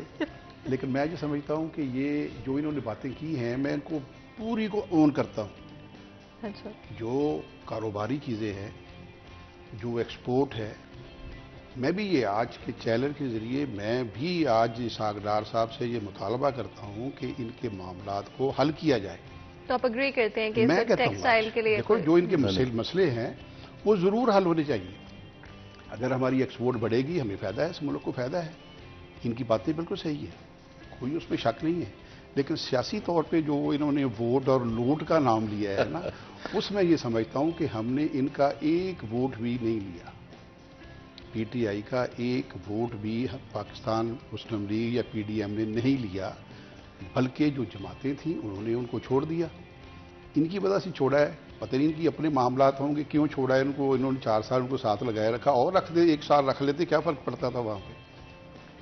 تو میں سمجھتا ہوں کہ یہ جو کہنا نا کہ یہ ووٹروں کے ذریعے ہم اللہ کے فضل سے آئے ہیں. ہم نے پہلی دفعہ، میں نے گزارش کی ہے کہ پہلی دفعہ پاکستان کی تاریخ میں نو کانفیڈنس کامیاب ہوا ہے. پہلے بھی ہوئے ہیں. ہم نے بے نظیر کے خلاف کیا تو نہیں پاس ہوا، پھر دوبارہ کیا نہیں پاس ہوا، لیکن یہ ہوا، اس میں کامیاب ہوئے. اینی ہاؤ میں صرف ان کی وہ جو بات تھی ان کو بتانا چاہتا تھا کہ یہ نوٹ والا معاملہ اس میں نہیں ہے، کوئی بھی بن گیا تو آپ ان کو ساتھ نہیں رکھ سکے. وہ انہوں نے ہمارا ساتھ دے دیا. ہم نے کو، میں تو خود کہہ رہا ہوں کہ 2-3 ووٹوں سے ہم وہاں پہ حکومت کر رہے ہیں. تو یہ بڑی اچھی ہے کہ ہم مثال دیتے تھے کہ انگلینڈ کے اندر جناب 1 ووٹ سے حکومت چلتی ہے، تو ہم بھی مثال دیں گے کہ یہاں پہ 2 ووٹوں سے ہماری حکومت چل رہی ہے. تو ان کو چاہیے کہ ہماری حکومت کو چلنے دیں. اور دوسری بات جو انہوں نے کی ہے کہ 5 سال کا ان کا ایک مینڈیٹ ہوتا ہے، 5 سال پورے ہونے چاہیے. میں 85 سے الیکشن لڑ رہا ہوں. کبھی 3 سال بعد توڑ دیتے تھے، کبھی 1.5 سال بعد توڑ دیتے تھے، کبھی 3 سال بعد توڑ دیتے، کبھی 2.5 سال بعد توڑ دیتے تھے. یہ پہلا موقع ہے کہ اب یہ چوتھی اسمبلی ایسی ہے کہ جو وہ 5 سال پورے کر رہی ہے. ان کو یہ بھی چاہیے کہ یہ 5 سال پورے کرنے دیں. اگر ہمارے خلاف ہوگا تو کوئی حرج نہیں ہے. الیکشن آئے گا، الیکشن میں اگر عوام ہمیں ووٹ نہیں دے گی ہم قبول کریں گے. اگر ہمیں عوام ووٹ دے گی تو پھر ان کو قبول کرنا چاہیے. اچھا، آپ کچھ ایڈ کرنا چاہیں گے؟ نہیں، میں سمجھتا ہوں کہ حاجی صاحب نے جو بات کی ہے اس میں اگر اب یہ ووٹ نوٹ کی بات کرتے ہیں تو میں اب اس کو اور کیا بڑھاؤں. ان کو بہت بہتر پتا ہے، ان کا زیادہ ایکسپیرینس ہے. اور جس طرح آپ کے سامنے گیلانی صاحب سینٹ میں آئے، اس کی کسی کو بھول نہیں ہے. جس طرح وہاں پہ سندھ ہاؤس میں سب کچھ ہوا، کسی کو بھول نہیں ہے. لیکن اس کے باوجود حاجی صاحب اگر یہ سمجھتے ہیں، یہ بھی ہوتا ہے نا فرق کہ یہ ماشاءاللہ اتنی امیر پارٹی ہے کہ ان کو نوٹ نہیں لگتے. سبحان اللہ. تو یہ بھی ہو سکتا ہے. لیکن آپ کے سامنے جو ہوا ہے وہ پبلک اس کا فیصلہ کرے گی. یہ ووٹ سے ہوا ہے یا کس سے ہوا ہے. اور پبلک کا آپ نے دیکھ لیا کہ پنجاب کی جو پچھلے الیکشن ہوئے اس کا بھی آپ نے حال دیکھ لیا. ابھی جو سینٹر کے جو ہوئے ہیں اس کا بھی آپ کے سامنے رزلٹ ہے. اور یہ انشاءاللہ اب ریپیٹ ہی ہونا ہے. اور میں سمجھتا ہوں کہ اس کی 2 چیزیں ہوئی ہیں. ایک تو جو مہنگائی کا امپیکٹ ہے وہ اتنا زیادہ ہے کہ حاجی صاحب نے ایک اور بات کی تھی کہ آئل جو ہے وہ بھی اس کی پرائس بڑھی ہے. جب آئل کی قیمت $130 تھی اس وقت پاکستان میں 150 روپیز پہ آئل بک رہا تھا. आज ये 90 राउंड है, डॉलर का रेट तो उसके बाद आप आज देख लें जो ऑयल है वो 236 के करीब बिक रहा है। बिल्कुल, अगर आपकी इजाजत हो तो हमारे साथ एक कॉलर मौजूद है, बात करते हैं। अस्सलाम वालेकुम जी। अस्सलाम वालेकुम, आवाज सुन पा रहे हैं मेरी? जी वालेकुम सलाम जी। जी, कौन बात कर रहे हैं, कहाँ से बात कर रहे हैं? जी अदनान बोल रहा हूँ फैसलाबाद से, छोटी उनासी है, क्लीन शीट पर। जी, कुछ पूछेंगे, कुछ शेयर करेंगे? जी पूछूंगा मैं। जी जी पूछें, किससे पूछेंगे ये भी बताइएगा। सामने पूछेंगे।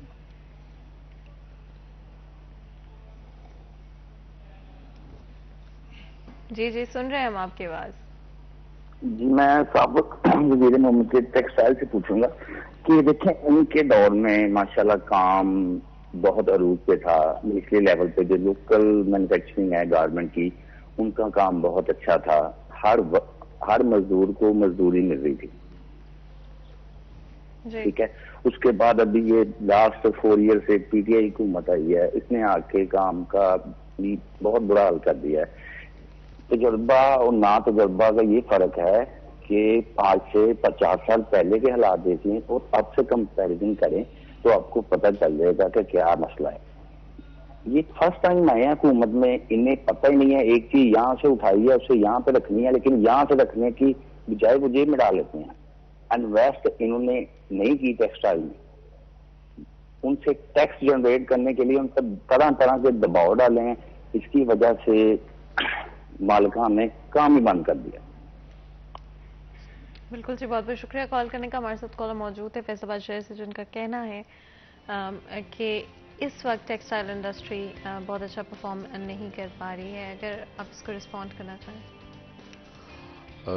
मैं तो पहले ही ये कह रहा हूँ, क्योंकि हम तो खुद आपको बता रहे हैं कि पाकिस्तान की जो सबसे बड़ी इस वक्त फैसलाबाद की, पाकिस्तान में वो नंबर 2 है और पूरे पाकिस्तान की एक्सपोर्ट में वो फैक्ट्रियां जो हैं वो सारी शिफ्टें पूरी नहीं चल रही। मैं नाम इसलिए नहीं ले रहा कि वो फिर ज़रा पर्सनल हो जाता है। जी जी बिल्कुल। लेकिन मैं एज ए चैम्बर प्रेसिडेंट तकरीबन फैसलाबाद में हमारे 9 से 10 तकरीबन 1000 इंडस्ट्री है और इसके अलावा टोटल 8-9 हज़ार हमारे मेंबर हैं। बहुत सारे लोगों से रब्ता रहता है।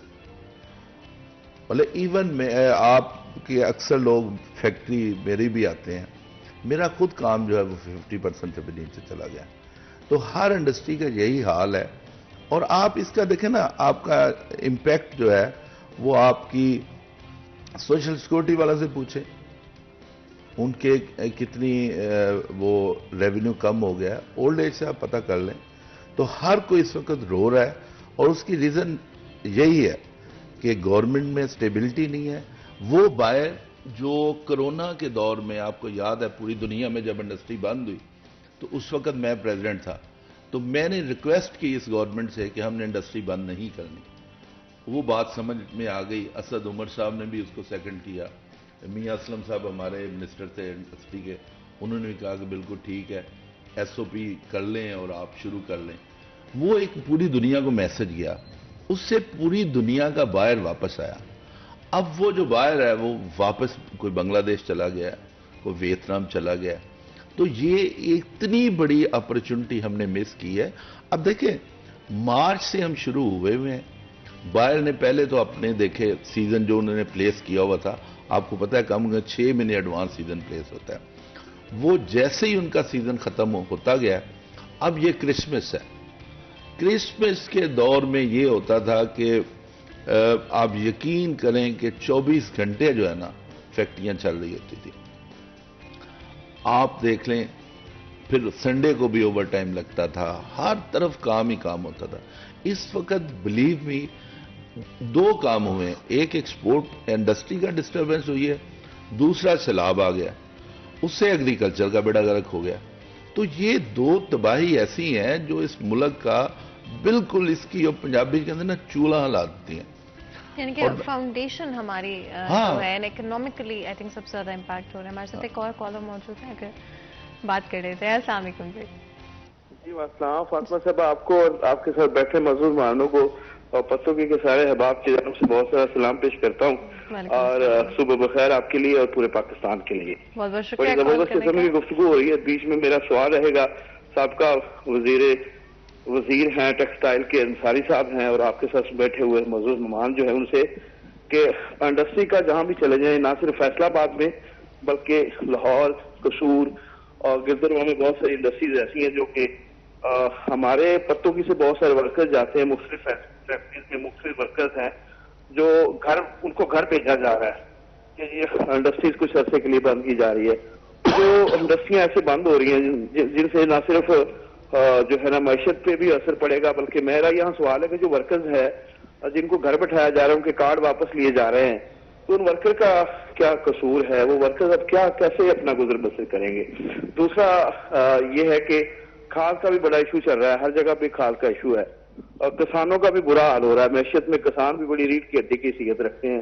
پتوں کی گردنوا میں کھاد جو ہے نا بڑی نایاب ہے، اور اس کو نا جو گورنمنٹ قیمتیں تو بتاتی ہے کہ یہاں پہ کسان کو یہ ریلیف دیا جا رہا ہے، لیکن جو کھاد ڈیلر ہیں وہ بڑی من مانگی قیمتیں وصول کر رہے ہیں، اپنی مرضی کا ریٹ لگا رہا ہے. کسان مجبور ہے، گندم آ رہی ہے. تو اس حوالے سے میرا ان سے سوال ہے کہ نہ تو کسانوں کو گندم کے حوالے سے پوری کھاد مل رہی ہے، اور یہ ٹیکسٹائل کا ایریا وہاں پہ بھی برا حال ہے. تو یہ کیسے کریں گے گزارا کسان بھی اور یہ ورکر بھی؟ بالکل. بہت بہت شکریہ کال کرنے کا. ہمارے ساتھ کالر موجود ہے. اس سے پہلے کہ ہم اس سوال کے جواب کی طرف جائیں، بریک کا وقت ہوا جاتا ہے، تو چھوٹا سا بریک لیتے ہیں. کہیں مل جائے گا، ہمارے ساتھ رہے گا.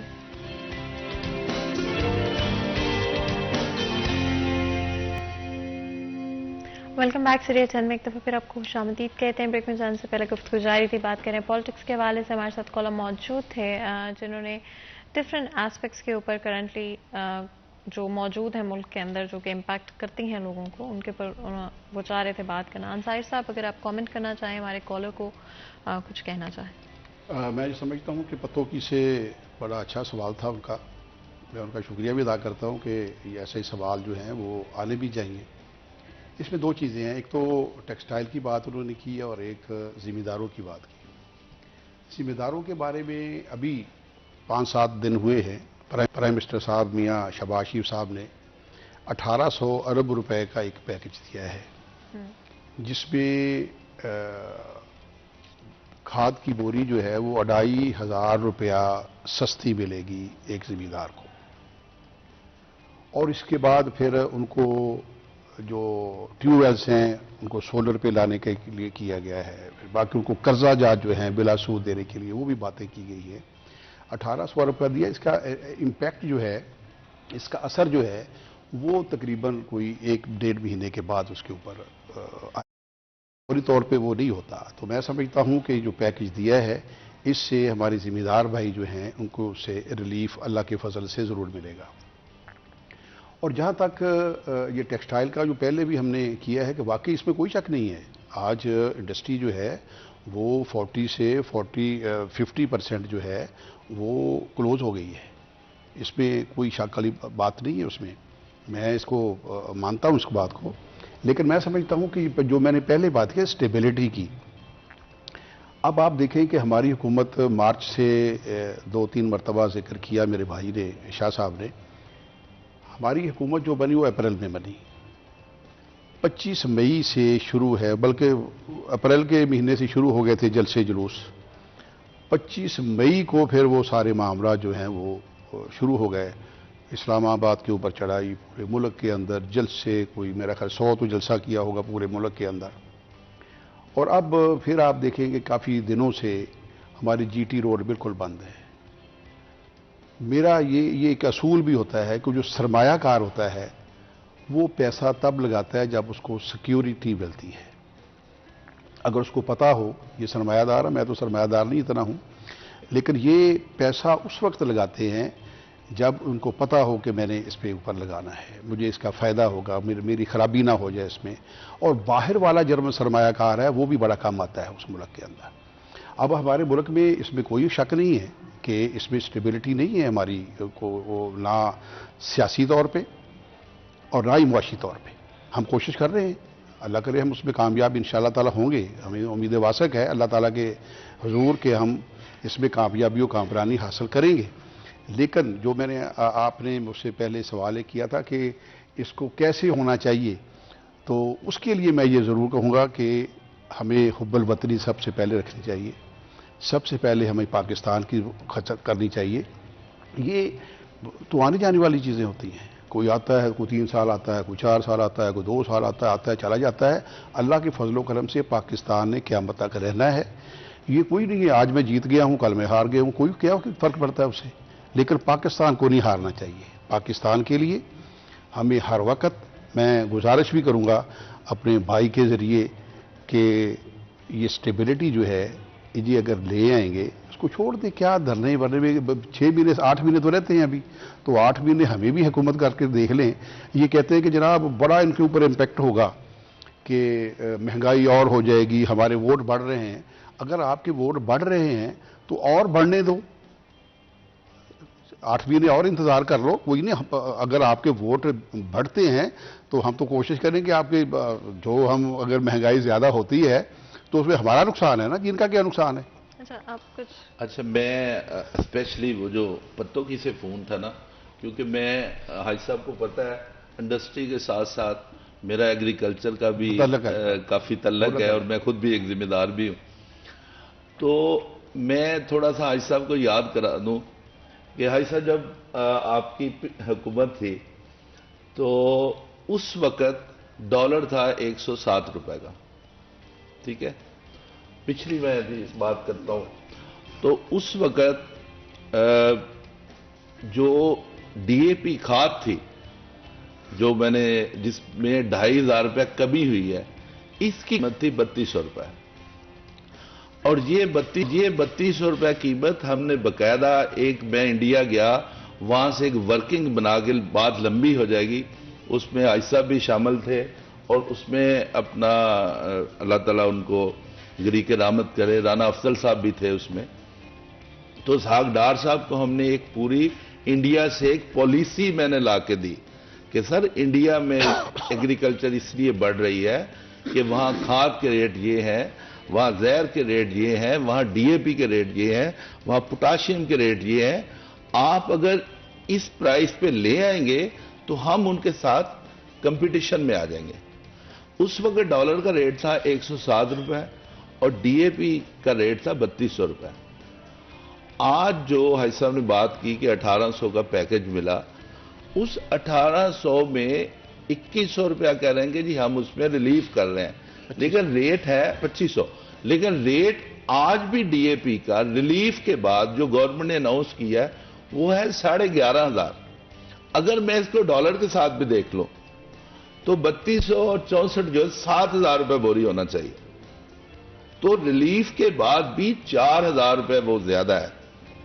تو میں سمجھتا ہوں کہ اگر ڈالر کے ساتھ بھی، کیونکہ میرا یہ فگر کے ساتھ کھیلنا جو ہے وہ میں کیونکہ کمپیوٹر میرا فیلڈ ہے ساتھ، تو یہ مجھے بہت یاد رہتی ہیں.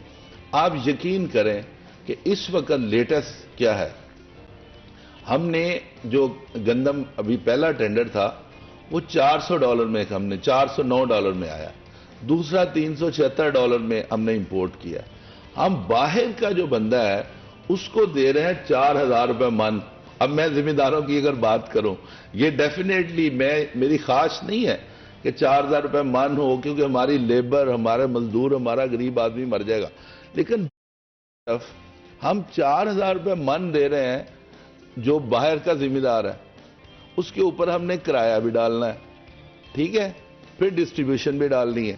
لیکن اپنے ذمہ دار کو سے ہم نے 2200 روپے من میں وہ جو ہے گندم خریدی ہے. تو یہ دیکھیں نا، اس طرح ذمہ دار کا جو ہے نا استحقاق مجروح ہو رہا ہے. اسی طرح ہم باہر سے جب ابھی سیلاب آیا تو ہم نے ٹماٹر بھی منگوائے، پیاز بھی منگوائے، باہر سے ہم نے بڑی مہنگی چیزیں منگوا لی. اس کا امپیکٹ کیا ہوا کہ ہماری جو ہمارے فورن ایکسچینج کے اوپر بھی پریشر آیا اور $240 کے اوپر ہمارا جو ہے ریٹ پاک روپیز چلے گئے. تو ہمیں جس طرح انڈسٹری کو، ہماری 2 ہی چیزیں ہیں، ایک ہماری انڈسٹری ہے، دوسرا ہمارا ایگریکلچر ہے. جب تک ہم ان دونوں کو لے کے نہیں چلیں گے یہ ہماری ملک کی اکانومی ٹھیک نہیں ہونی. اب یہ دیکھیں کرونا میں جب پوری دنیا کا انڈیا کی اکانومی ڈسٹرب ہوئی, یو کے کی ہوئی, یو ایس اے کی ہوئی, پورا یورپ بیٹھ گیا, اس کے باوجود پاکستان کی جو ہے وہ جی ڈی پی بہتر ہوئی. تو یہ اگین ہم نے جہاں سے بات شروع کی تھی, یہ ڈی سٹیبلائزیشن جو ہے وہ مارچ میں حاجی صاحب کی پارٹی نے شروع کی ہے. تو جو بندہ آگ لگاتا ہے وہی ٹھنڈی کرتا ہے, اسی کی رسپانسبلٹی ہوتی ہے. اگر یہ ایک آگ لگائی ہے تو حکومت کے پاس ہی ہوتا ہے, اختیارات بھی اس کے پاس ہوتے ہیں, اور جس کی حکومت ہو اسی کو تھوڑا سا بینڈ ہونا پڑتا ہے. اب اگر یہ کام ہوا ہے جسے اکانومی کا بھی افیکٹ ہے, اب دیکھیں اس میں کسی کا کچھ نہیں گیا, کسی بھی ممبر کی کوئی سیلری کم نہیں ہوئی, اس کی فیسلٹی کم نہیں ہوئی, اس کا کوئی ہیلتھ بجٹ کم نہیں ہوا. وہ آج بھی ان کے سارے علاج معالجے یورپ میں بھی ہو رہے ہیں, پاکستان میں بھی ہو رہے ہیں. تو میں سمجھتا ہوں ان کا کوئی امپیکٹ نہیں ہوا. امپیکٹ ہوا ہے تو سب سے پہلے تو میں سمجھتا ہوں ہمارے مزدور کا ہوا ہے, پھر جو ہمارے ایگریکلچر والے دوست ہیں ان کا ہوا ہے. تو یہ ساری کی ساری جو انٹروپی انہوں نے کھیل شروع کیا تھا یہی اس کو بند کر سکتے ہیں. میں سمجھتا ہوں بڑے خود منسٹر ہیں حاجی صاحب, یہ فیصلہ آباد کے اس میں کوئی شک نہیں, ٹیکسٹائل کے لیے انہوں نے بڑی محنت کرنے کی کوشش کی, وہ جس حد تک کامیاب ہوئی وہ ان کو پتہ ہے. اب یہ جو 1800 کا یہ فگر ہے, اس کا بھی میں آپ کو بتا دوں. حاجی صاحب یاد ہے میاں صاحب نے اپنے دور میں $180 کا ایک پیکج دیا تھا. میں یہ ضرور چاہتی ہوں کہ ہم اس ڈسکشن کو ختم کر پائیں, لیکن کیونکہ وقت ہمارے پاس میں بس یہ آخری بات کمپلیٹ کر لوں. $180 کا ایک پیکج ہمیں دیا تھا ایکسپورٹ کے لیے, تو صرف اس میں $12 بلین ریلیز ہوا تھا. 12 بلین, 180 بلین روپیز کا پیکج تھا, 12 بلین ریلیز ہوا تھا. حاج صاحب کو بڑی اچھی طرح یاد ہے. ختم ہو گئی, لیکن ہماری ختم ہو گئی تھی, حکومت آ گئی تھی. نہیں, اس کے بعد عباسی صاحب آئے تھے. لیکن میں چاہتی ہوں کہ ہم تھوڑا سا تو یہ 1800 کا اینڈ پہ جو ہے نا 18 ہی رہ جانا. کیونکہ سسپینس ہم چھوڑ دیتے ہیں اپنی آڈینس کے لیے. آپ لوگوں کے ساتھ ڈیفینیٹلی ایک اور ہمیں مجھے لگتا ہے شو پلان کرنا پڑے گا. یہاں پہ آج آپ دونوں کا